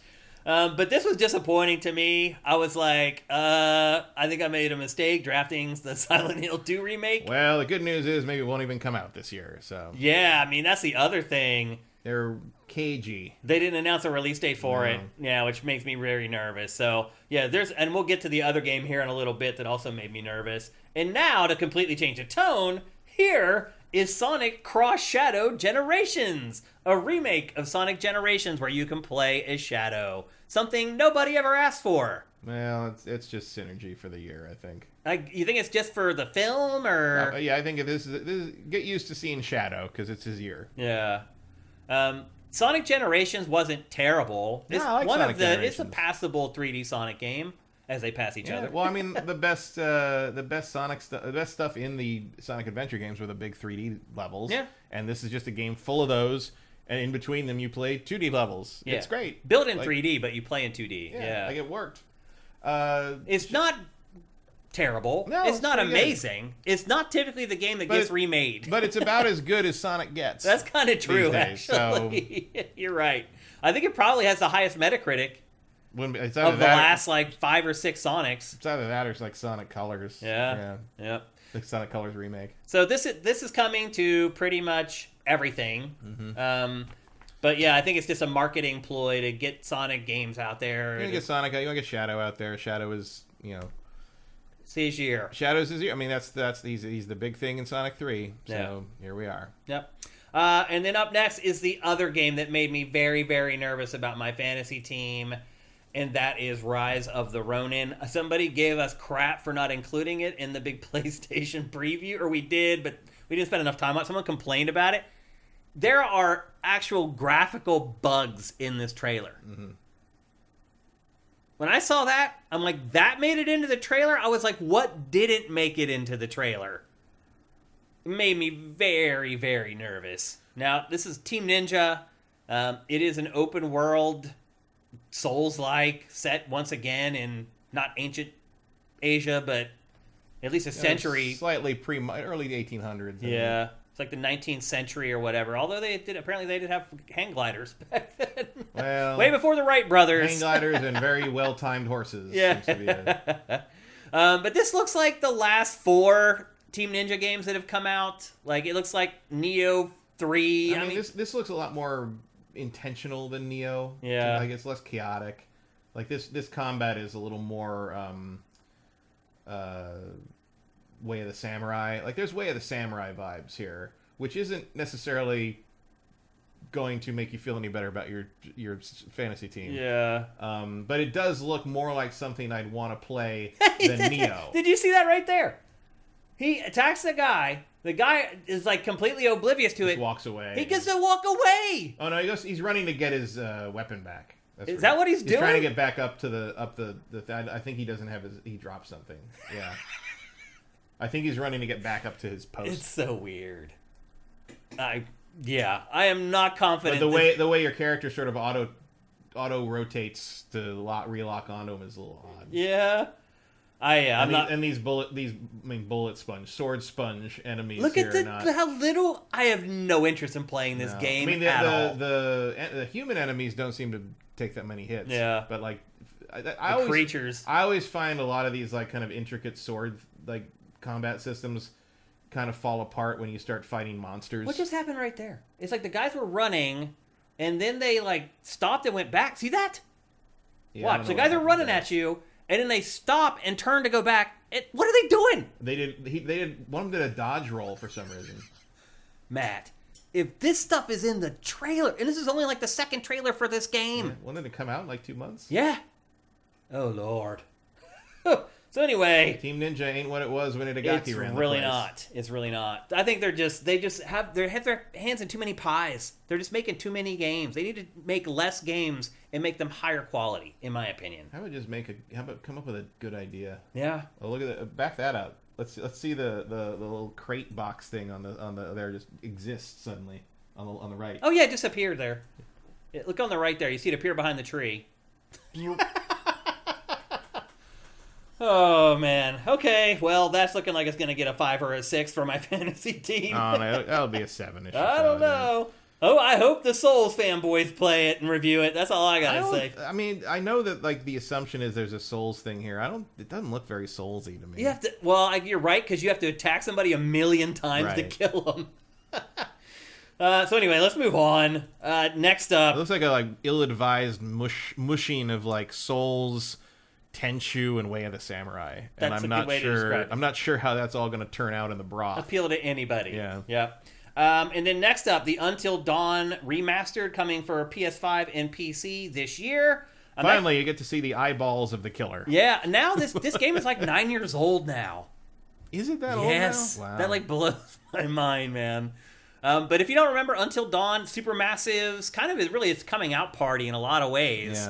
Yeah. Since then, they've gone on to become the premier developers of horror adventure games. And this is kind of a choose-your-own-adventure horror game where you and a group of your friends, you try to keep them all alive. There's a serial killer on the loose. Your decisions have consequences. At the end of the game, you can have one person alive. You can have your whole team alive if you make the right choices. You have nobody alive. Yeah, right. Yeah, so it's a pretty good game. I'm a little surprised they're remastering it because the original still looks pretty good.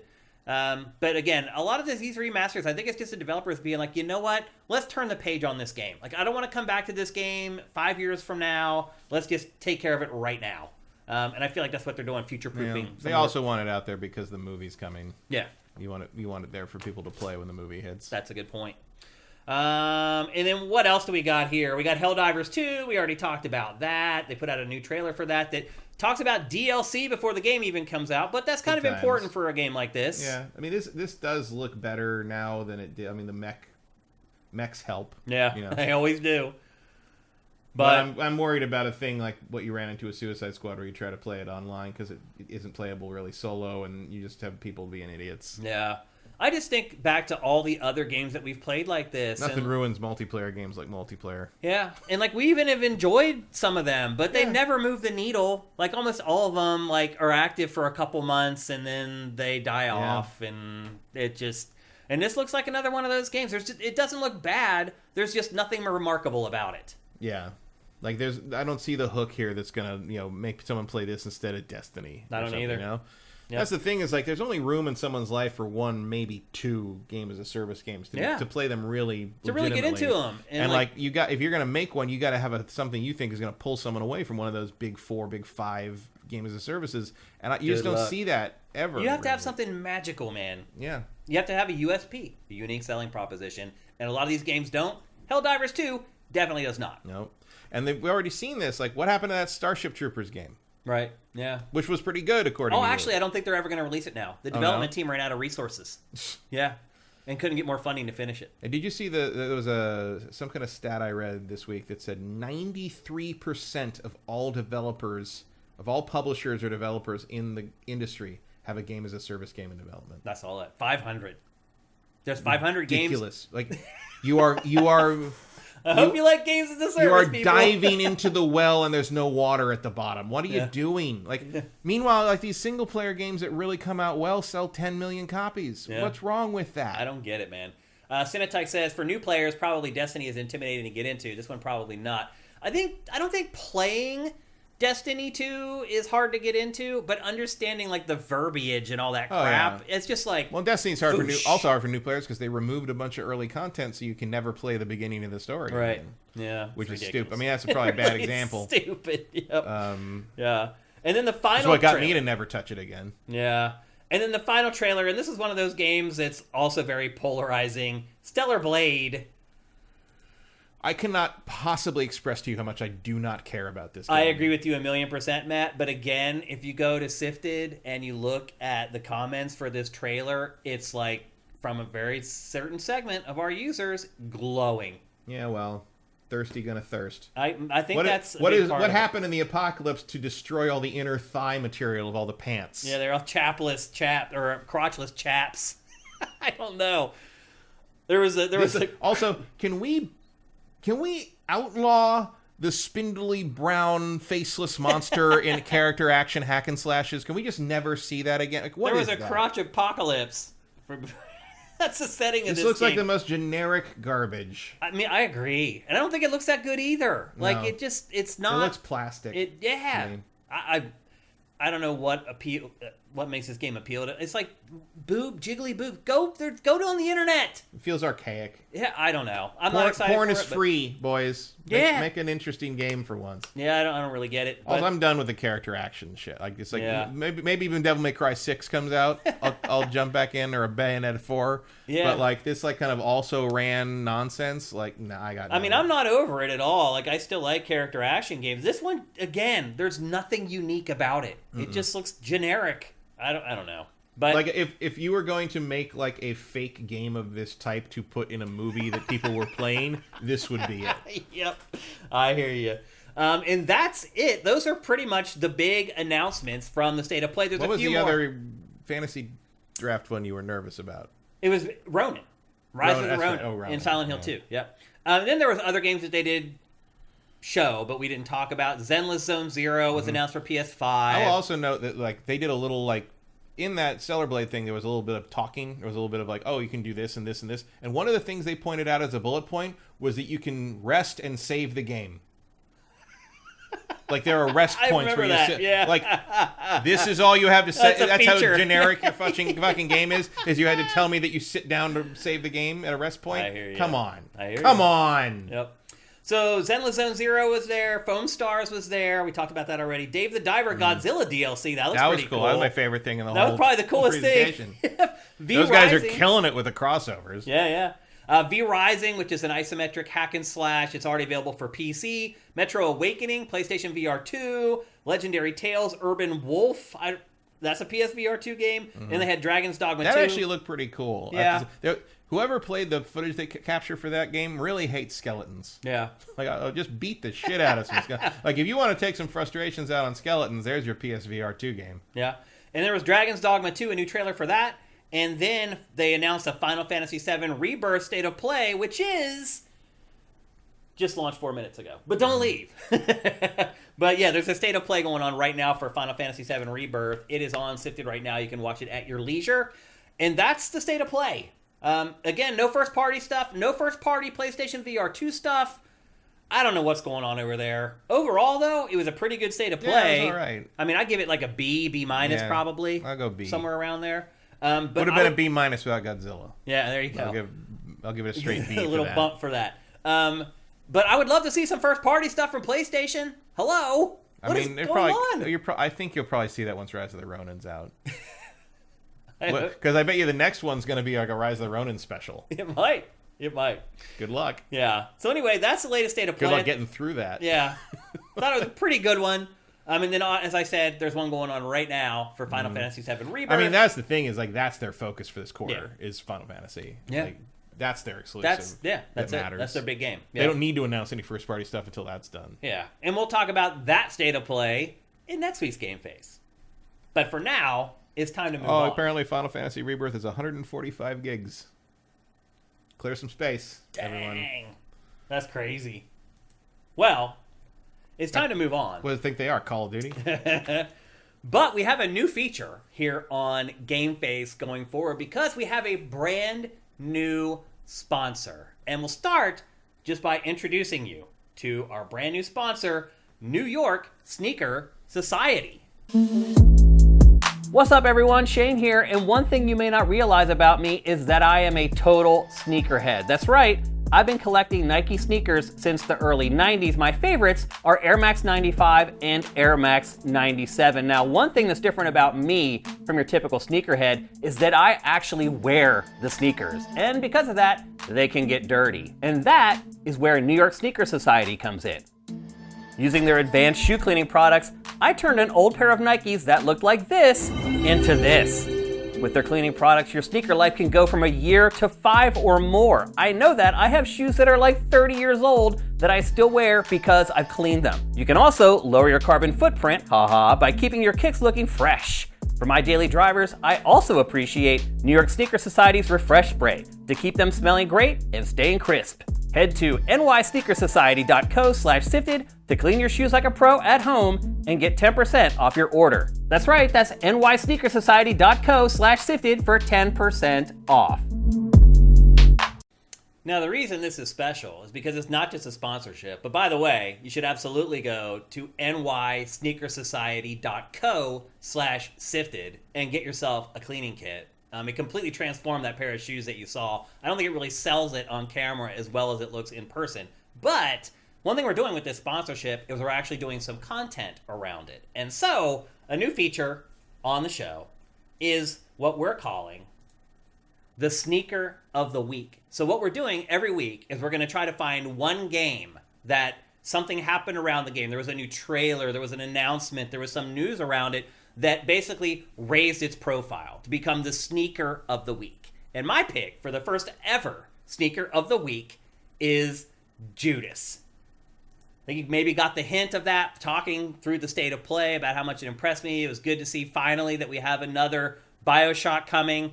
And this feature is going to tie into something else that we're doing new starting this month, which is power rankings. So one of the replacements for Ask Chain Anything every month is going to be power rankings, where we basically rank the top 10 games based on anticipation that have not been released yet. And then every month, those rankings will change based upon was there new media released? Did we learn something we didn't like about a game to make it fall out?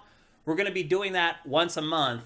And then tying in with this, there's going to be sneakers, games that rise up through those power rankings, and that will be, in a lot of cases, our Sneaker of the Week for that week. So very, very happy to find a cool way to actually tie content into one of our sponsors. Also, very, very thankful to have another sponsor for GameFace. Again, go to nysneakersociety.co, and it's .co, not .com, /sifted. Try to use that URL so they can track when you guys are going over there. We say it in the ad, but one thing I will say is, like, I am a sneakerhead. I have been since, like, the 90s, like I said in the ad. And I have sneakers that are 40 years old that I still wear. And you would never know it because I clean my sneakers. And the kit that they gave me is amazing. Like, literally, I clean those shoes in, like, 5 minutes. And their materials worked great. So as a sneakerhead who has been cleaning shoes since I was in middle school, it is a godsend. So head on over there, nysneakersociety.co/sifted, and get yourself your own cleaning kit and extend the life of your shoes and lower your carbon footprint. Haha. And we're going to be doing that every week before the last topic, because usually the last topic is kind of like a lower key game that we're just kind of like we want to talk about. Sometimes it's like an indie game that you found or I found, and those are generally games that tend to kind of sneak up on us. So following that theme, that is always going to run in the show right before our last topic on GameFace. And with that, it is time for our last topic of GameFace. We're going to talk about Persona 3 Reload. And Matt, I just feel like what I need to say is that I don't need to say that much. Mm-hmm. Because playing this, to me, was just like playing Persona 5. Like, I really feel like the franchise hasn't evolved all that much. I mean, they've found a formula and they've stuck with it since then. Yeah. Like, this is the game that established the Persona formula. Yep. Because 1 and 2 are not like that. No, you're right. 1 and 2 are pretty standard JRPGs at the time. And it was a leak from an Atlas leaker today who said that they are remaking 2. Oh, really? And 4, for that matter. I do think 4 is the best of this version of the series. Like, of 3, 4, and 5, I would say 4 is head and shoulders the best of the kind of manage your time at school and go into a dungeon at night sort of idea. Mm-hmm. And then whether you like 3 or 5 better kind of comes down to whether you like blue or red better in the end, because they're very similar games, just different color schemes.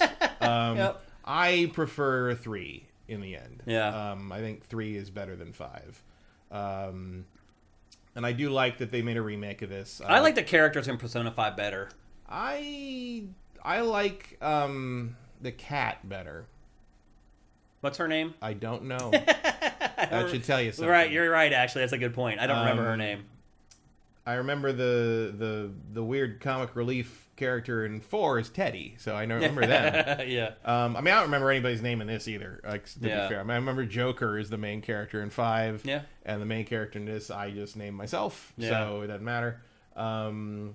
But in terms of just sort of aesthetics and and I also have an affection for 3 in the sense that it created this version of Persona. Yeah. And it was kind of a because this is the first one that has the daily schedule that you have to follow. And the slice of life thing. And the social link stuff. Yeah. And those are tenets that will remain a part of this franchise probably forever. And I do appreciate the audacity of having the way you summon the Personas, shooting yourself in the head with a magic gun, which... that might trigger some, no pun intended, that might trigger some people, though. Yeah. Like, even for me, when I saw it, I'm like, that's pretty... even at the time, it was a little... I mean, and when you play the game, anytime you use your persona, your character shoots himself in the head. Like, so you're constantly just seeing people shooting themselves in the head. It's a little odd. It's pretty edgy. It is. That's one word to use, yeah. But, and it was at the time. I mean, at the time, people commented on it, too. But I think the advantage of this one is, I mean, it looks much better. Most things are fully voiced, if you like that. You can skip a lot of through voice work, yeah, tons of it. And oh my God, there's no load time on anything. Yep. That's one of the best things about it, because like just transitioning between the Velvet Room and the main stuff and the different floors and it's like room by room. Yeah. Like you go to one room, you walk to the next room, it loads in the next room. There's a cut for like opening a treasure chest. Yeah. And like just everything moves a little faster in this version, which is great. Sure. I do think the redone music is a little not as good as the original music. Maybe because I played 3 twice. And so the music in this game is like just kind of imprinted in my brain. Yeah. So when I hear the same version, the new versions of the songs pop up, I'm like, that's not that song. I didn't like them as much either. They lost a little bit of their charm, I feel like. Yeah, I would agree with that. Yeah. They're a little less earnest. They tried to make them cool. Right. And sound modern. And they probably succeeded, but that's not why I like the Persona stuff. I agree. You know? Graphically, they didn't improve the game that much. I mean, if you go back to the PS3 version, they did. I mean, it's certainly in higher resolution. They didn't add like ground clutter or more furniture, or like they just made everything that's there higher look res. better. And they still have the awkward animations where they like spin on their heels and like. Yeah, I mean, but that's also just sort of Atlas. Yeah. And your character still runs with his hands in his pockets, which is weird. My main complaint about this game. My main complaint about this version of the game is that they did not include the Fez and the answer stuff, which apparently they did say, they either hinted or outright said a few days ago that the answer will come as DLC later. So the complete version of this will kind of show up in terms of content, but like the PSP version of this had a female main character you could pick. New stuff included the FES or Fez, however you want to say it, extra release that was on PS2. This is not a complete version of Persona 3. That's like my issue with it. It's like, and there's no reason it shouldn't be. Yeah. You know, in the same way that like if they remake 4, they better be golden. Yeah. The golden version is better than the vanilla version. And if you want to sell me the golden thing as DLC, I guess I would do that. I just would look at you funny when I did it. Yeah. That's cool. The plot in this is... Oh, your last name doesn't fit in there. That's nope. I added one T. I have to do that all the time in video games. Satterfield. My last name is way too long. It never fits. The plot in this, or this kid who shows up, do they explain why you show up? Did your parents send you away or something? Your parents are dead. You're dead, but why did you end up here? You got... It sounds... I think they hint that, if I remember right, because it's been a long time since I played the whole thing of it, it's hinted that somebody manipulated they thought you were going to be one of the people that could be awake during the dark hour and manipulated you to come here because you're supposed to transfer to a different dorm, and conveniently you get rerouted to this dorm which is full of kids who fight dark hour shit during so someone was pulling strings. Basically. So you end up at this school. It turns out you are one of those people who can manipulate the midnight hour. You can be awake during the dark hour at midnight, because there's another hour that happens when at the stroke of midnight, a 25th hour happens, and for certain people, all normal people go to sleep in magic coffins. Yeah.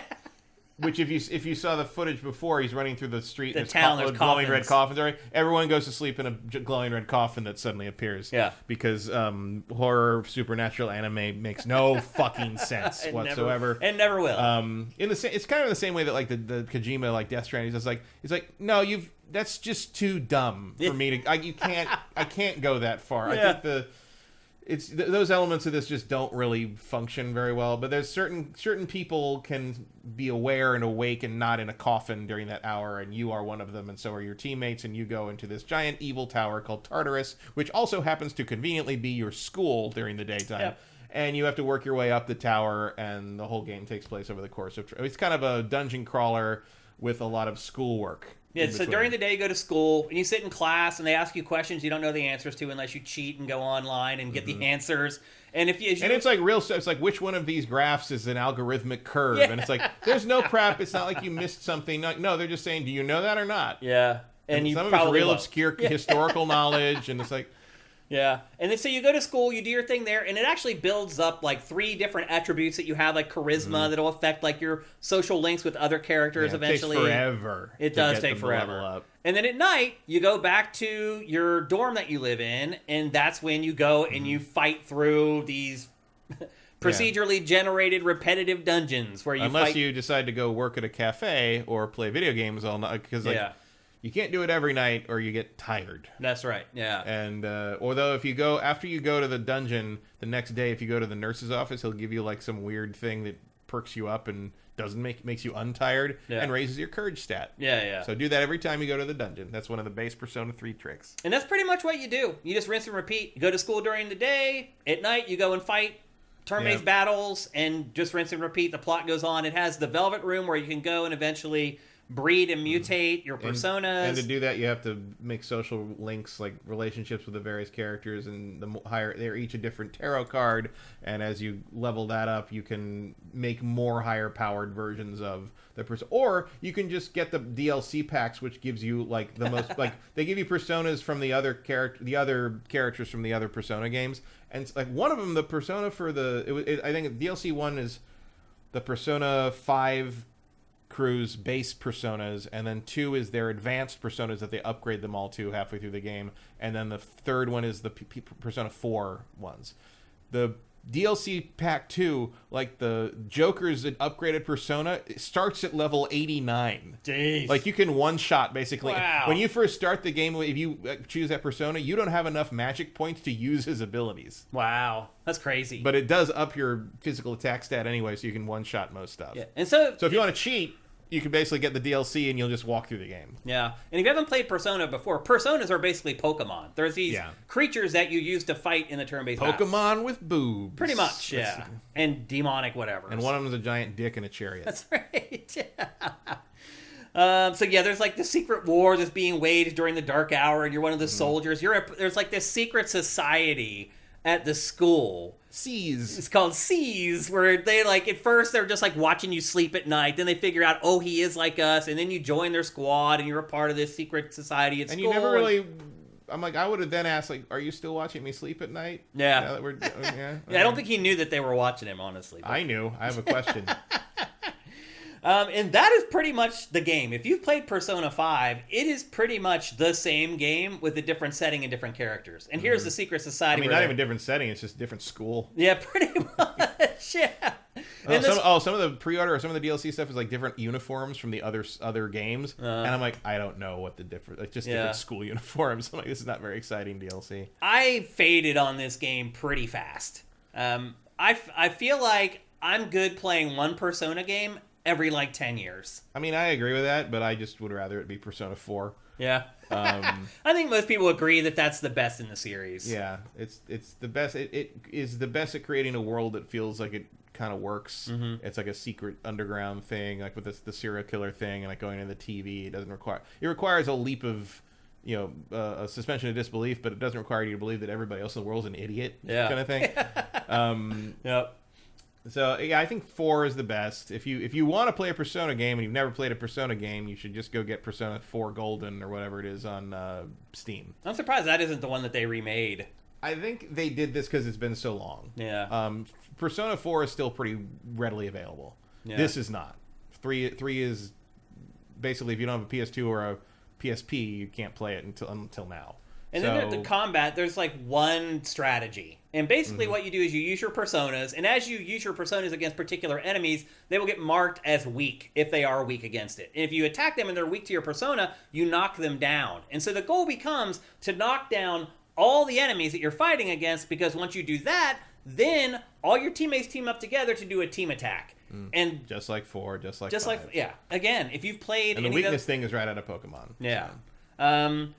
And then if you dominate a battle by knocking everybody down and doing it, then you get like cards that come up that you can choose from that give you a bunch of different stuff. Like you can actually get new personas sometimes. Like new personas, you can get bonuses for the rest of the dungeon crawl. You can get your life restored. Money, you want money. Money's a good pick. The game's gated by money, pretty much. Yeah, like you need to buy new equipment and to pay to do things that raise your attributes during the day and sometimes during the evening. Yeah. So yeah, don't it doesn't emphasize that, and with all the shit it tells you at the beginning, it doesn't really let on. It's like, yeah, you're gonna need cash. Yeah. Make sure you pick cash once in a while in those battles. Now, one thing I will say is like the party members do pretty well on their own, or you can control them if you want. You can also set up their tactics if you want to, so they can become autonomous. I control them. I do too, but I'm just saying it's there if you want it. Leveling up is also automatic in this game. It pretty much, when you level up, it just gives you your attribute points. You have no control over where they go. There are no random battles. When you're out in the dungeons, you can see the enemies, and you can try to avoid them if you want to. If you attack them from behind, you get the advantage, which is if you're a sneaker. Right, yeah. You can get up behind them. Yeah, so again, very typical JRPG mechanics. There's really nothing here that's going to set the world on fire. There's treasure chests in places. You have to pick up specific things that are kind of like keys, and you have to open the special treasure just by spending those. Yep. Or you can use them to activate the clock and restore your life and magic points. Yeah. But that takes 7 of them, and that's a lot of them, so I would never do that. Me either. And your personas level up as you go, and they learn new attacks, which is good because that gives them a higher chance of being able to find attacks that enemies are weak against. And eventually you look at your personas, there's like 12 different things that they can be weak against. It'll, as you use them against enemies, it'll tell you weak, not weak, whatever. And so there's that strategy involved. But again, if you've played the last couple Persona games, it's very similar. And the plot doesn't, it's not great. It's not like I'm like, oh, but the plot is so awesome, it makes me want to play this one instead of one of the other ones. Like, I don't know. Having played Persona 5, I guess it's been, 8 years ago at this point? 7 years ago at this point? Somewhere around there. Like, I'm still not ready to do this again. Like, I played this for maybe 10 hours, and these games are gigantic. They're literally 60, 70 hours long, and I was just like, I can see where this is all headed. And I played my 10 hours. I'm like, I get it. It's just like Persona 5. And your mileage is going to vary on whether you like the characters in this or you like the characters in Persona 5. I like the Persona 5 characters better. Matt likes these characters better. Yeah, I find this one less obnoxious because they don't repeat themselves as much. I could see that.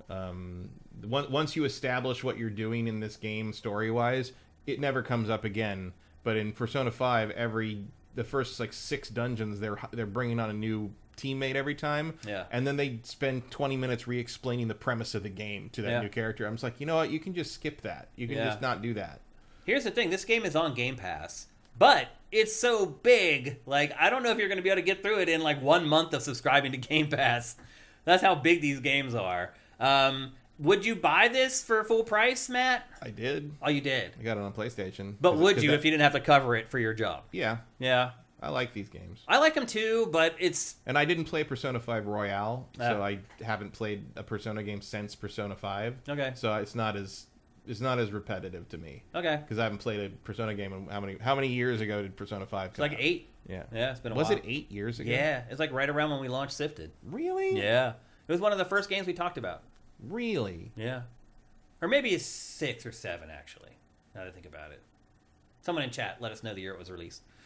So anyway, that's Persona 3 Reload. I don't really think there's anything else to talk about. No, it's Persona 3. I personally would not buy it, but if you've not played Persona games before, I think this is a good place to start. Yeah. It's as good as any. So if you haven't played Persona and you're interested, then sure, pick it up. Yeah, because 4 and 5 have layered more systems and sort of variables on the social link thing and various things, to the point that this is probably the best, simplest introduction to it. Yeah. And I mean, maybe it's just because I played 4 and 5 and the variants of them. This is a lot easier than I remember it being. I agree. I had no resistance in this game. I was just walking through every battle. I was doing all-out attacks all the time. I was kind of not looking forward to this in a way, just because I was like, oh my god, I got to grind through the Persona game, and it's like, I've just been walking through I haven't been grinding at all. No. Nope, not at all. So I'm not sure what happened, if they changed that, or if I don't know. It's not really possible to be better at this game, No, I think. no. Because it's not that complicated No. even. And it's not like it requires like hand-eye coordination or anything. No. So, I don't know. yeah. But anyway, I mean, I think there's certain situations where this is going to be a game that's good for you or right for you. September 2016 for Persona 5. 2016, so I was right. 7.5 years. Yeah, I thought so. Doesn't seem that long ago. Yeah. It doesn't seem that long ago because I was so sick of that game by the time I stopped playing it. I'm just like, I finished it. It feels like I just stopped playing it. The last 10% of that game was hard as balls, man. I ended on the beginning of the final dungeon, and I just never saw a reason to go back. It became really difficult at the I just end. didn't care. I fought through it. But Like, again, whatever- maybe that's why I am not ready to play. Whatever's at the end of that is not worth it to me. Yeah, I hear you. So anyway, there you go. That's Persona 3 Reload. Again, it's available for pretty much everything, but it is on Game Pass this month. So if you just want to plunk down 16, whatever, to play it, you can absolutely do that. That would make more sense to me. Like, I understand more spending that money for it. Like, I would not personally pay full price for it, but if you never played a Persona, maybe you would. And I would understand Or if you did that. play Persona and you really like it. Yeah. Which is what I did. It's a good point, too. All right, there you go. And next up, I probably wouldn't do that for Persona 5. yeah. In fact, I didn't. I still don't own a Royal Edition or Royale Edition or whatever it is. Okay, The well... Phantom Thief thing does nothing for me. Yeah. Sorry, boys. Yeah. Well, we have a brand new feature in GameFace going forward. And it is... I've talked about this. I teased this a couple weeks ago on GameFace about how we found a new way to work with one of our sponsors, soundwizardry.com, which, by the way, if you're building any game or any project where you need audio work done, absolutely go to soundwizardry.com. They worked on 2 of the Game of the Year contenders for last year. They have an amazing resume. They are incredible. You should absolutely go there to get any audio work done. Well, one thing I figured out is, like, we've been playing this thing called Name That Game, and we've been using screenshots for Name That Game. But I thought to myself, I'm like, there are other ways that you can identify games. And one of those ways is through a game's soundtrack and sound effects. And so we are introducing a brand new take on Name That Game called Name That Game Tune. And so what's going to happen here is I am going to play some short audio snippets of video game soundtracks and video game sound effects, and you need to guess the name of the game. So you are not, here's the thing, you are not playing against Matt. I'm sorry, Matt. If you want to wear headphones through the whole show, we could do it that way, but otherwise you can't hear the audio snippets. And I know you didn't enjoy doing that when we wore headphones for a while, so No. so you guys are playing against... And maybe you're lucky because I'm very good at naming Yeah. video game sounds and music. We used to do that back in the 90s in my old AOL chat room. Yeah, Matt might just win every single time. So here's the other thing, though. All the usual rules of Name That Game still apply. You can only win once per calendar year. I think we only played Name That Game once this year so far.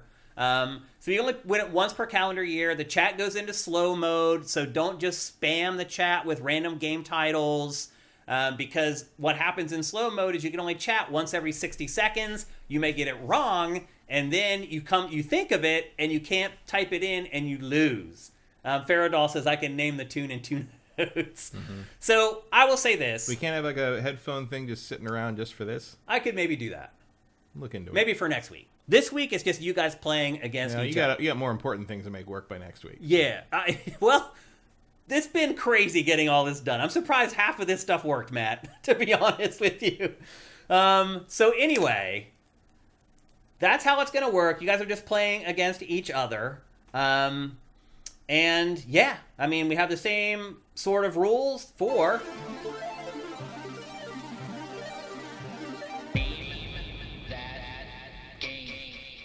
So the other fun thing is that we do have a new intro for Name That Game, and in the rush to get here, I did not bring it.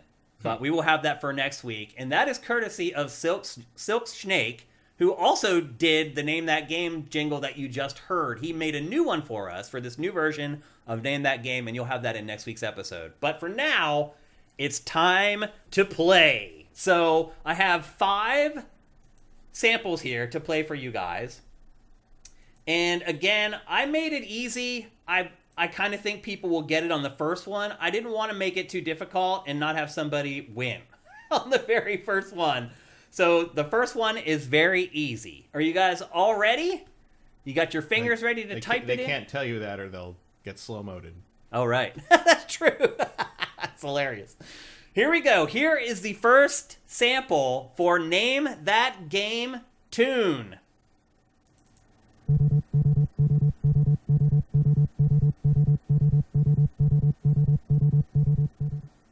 All right, let's see if we have any guesses.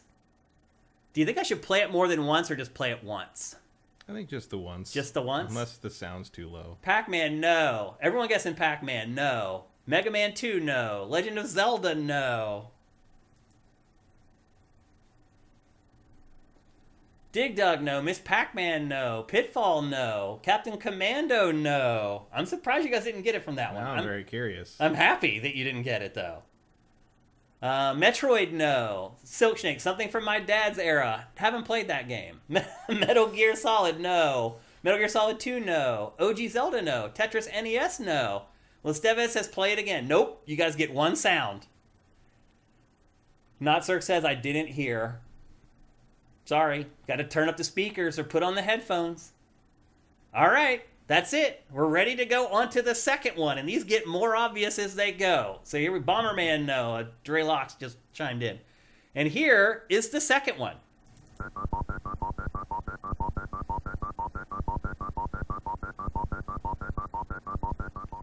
JM Rain, thank you for those tier 1 subs. That's awesome, man. Okay, there's your second sample. Does anybody get it? Frogger, no. Space Invaders, no. Galaga, no. Bubble Bobble, no.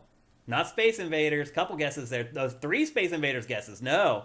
Star Fox, no. This is great. You guys are getting it. This is awesome. Galaga, no. There it is. We have the winner. Threadzilla with Donkey Kong.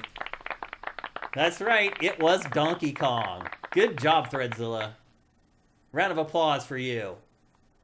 Asteroid, no. What was it? It's Donkey Kong. Right, but what was the the arcade sound? version of Donkey Kong? Well, what was the sound? Well, there's 5 of them. Right. The soundtrack has like 14 songs, so I chose more obscure and got more obvious. Like, we only played 2 of them. So is it like a full note? Because I can't hear it. So It's like a 10-second sample of each song. Because if I make them longer, then people can use Shazam Right. to get the names. So, I have to what keep them was short. what was the first one? Was it the? Dun, dun, dun, dun, dun, dun, dun, No, oh no, that would be like the last one. Like it's like more obscure. Like it was like the sound, the OST for like the 3rd stage or whatever, which a lot of people never even get to, so they probably wouldn't hear it. Here's the 3rd one.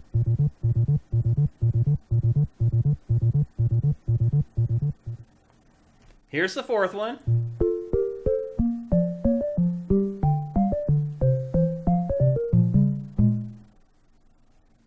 And then here's the 5th one. Threadzilla, my first time ever winning. That is awesome, man. That's great.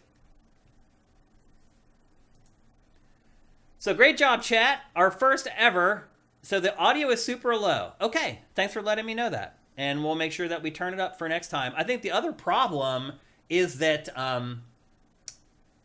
unfortunately, that was an old game, and so I think the audio levels for the clips were just low and generally. Well, it depends. Having played a lot of retro games recently, sometimes you load those old arcade games up and they're very low. Sometimes you load them up and they blow the speakers out. Right. There was no standard. Yep. But I will definitely keep that in mind for next week's episode to make sure that I check the audio levels so you can hear them a little better. Partially muffled. It's muffled because they're literally sounds from a 50-year-old arcade board. That's why they sound that way. But anyway, so that was just the first one. I wanted to make it easy. Like Big Dave Lazard says, I haven't played Donkey Kong in 30 years. That's just the first one. We're going to keep going out. We'll start, it's hard, though. Because it's like you have to figure out what songs in the OST are iconic that people will remember. So you can't really get obscure with this. Like, you can't go to games that, like, people may pick up from a screenshot but won't remember the soundtrack. It really has to be kind of like iconic games. But I think this is really fun and a cool way to do it. And a big thanks to soundwizardry.com for agreeing to do it. Because, he's got some business off of the ad that we've been running here on GameFace. And so, for him to switch up the marketing for something like this, it's a little risky. So I want to thank him for listening to the idea and agreeing to it. And hopefully the execution here was something that he's cool with. We did engage with his brand a lot longer than we normally would. So I think that works out pretty well. So there you go. That's how we're going to be doing Name That Game going forward here on GameFace, at least as long as we're sponsored by SoundWizardry.com. Minority Game says, I think he's already asking questions. And that's right. It is time to do... Oh, it's not. Unfortunately, we don't have time for any Q&A, guys. I'm sorry. Yeah. But the answer to his question, what Final Fantasy game do you actually enjoy, is Final Fantasy VI. Yeah. I liked 9, too. 9 was all right. Yeah. And 12. Yeah. Every 3 games, they do a pretty good one. I mean, I liked 16. I like 16. A lot. Yeah. Yeah. Yeah, so those are our favorite Final Fantasies. I know most people will just immediately say Final Fantasy VII. We're kind of the opposite of everybody else in that regard. I was 22 when that came out, so no. Yep. So anyway, there you go. That is GameFace 375, our first foray with this new format, new setup, new cameras, new everything. Everybody, please give us your feedback about the show. Already heard the feedback about the audio samples being too low. That'll be fixed next week. Obviously, I already know we need to make sure that the show intro works the way it's supposed to. So not obvious stuff like that, but any of the smaller details that you guys liked or didn't like, stuff you'd like to see more or less, let us know. That's the cool thing about this. We're not sitting in some ivory tower like we used to at G4, where we're just like, you can't tell us to do anything because TV is too complicated. We can be very nimble here, and we can make adjustments very quickly. So anything that you guys like or don't like, let us know, and we'll make adjustments going forward for GameFace. But I think this was pretty good. I enjoy doing the show this way.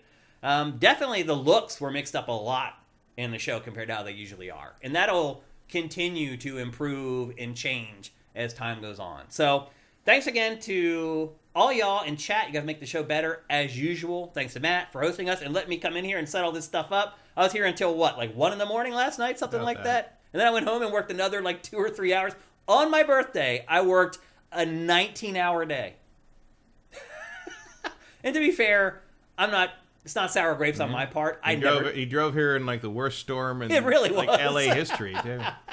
Yeah. Could have been swallowed by the road on the way over. Yeah. I never take the day off work for my birthday. The only time that ever happens is when my birthday falls on the weekend. That's pretty much it. I don't remember if I'd ever did that.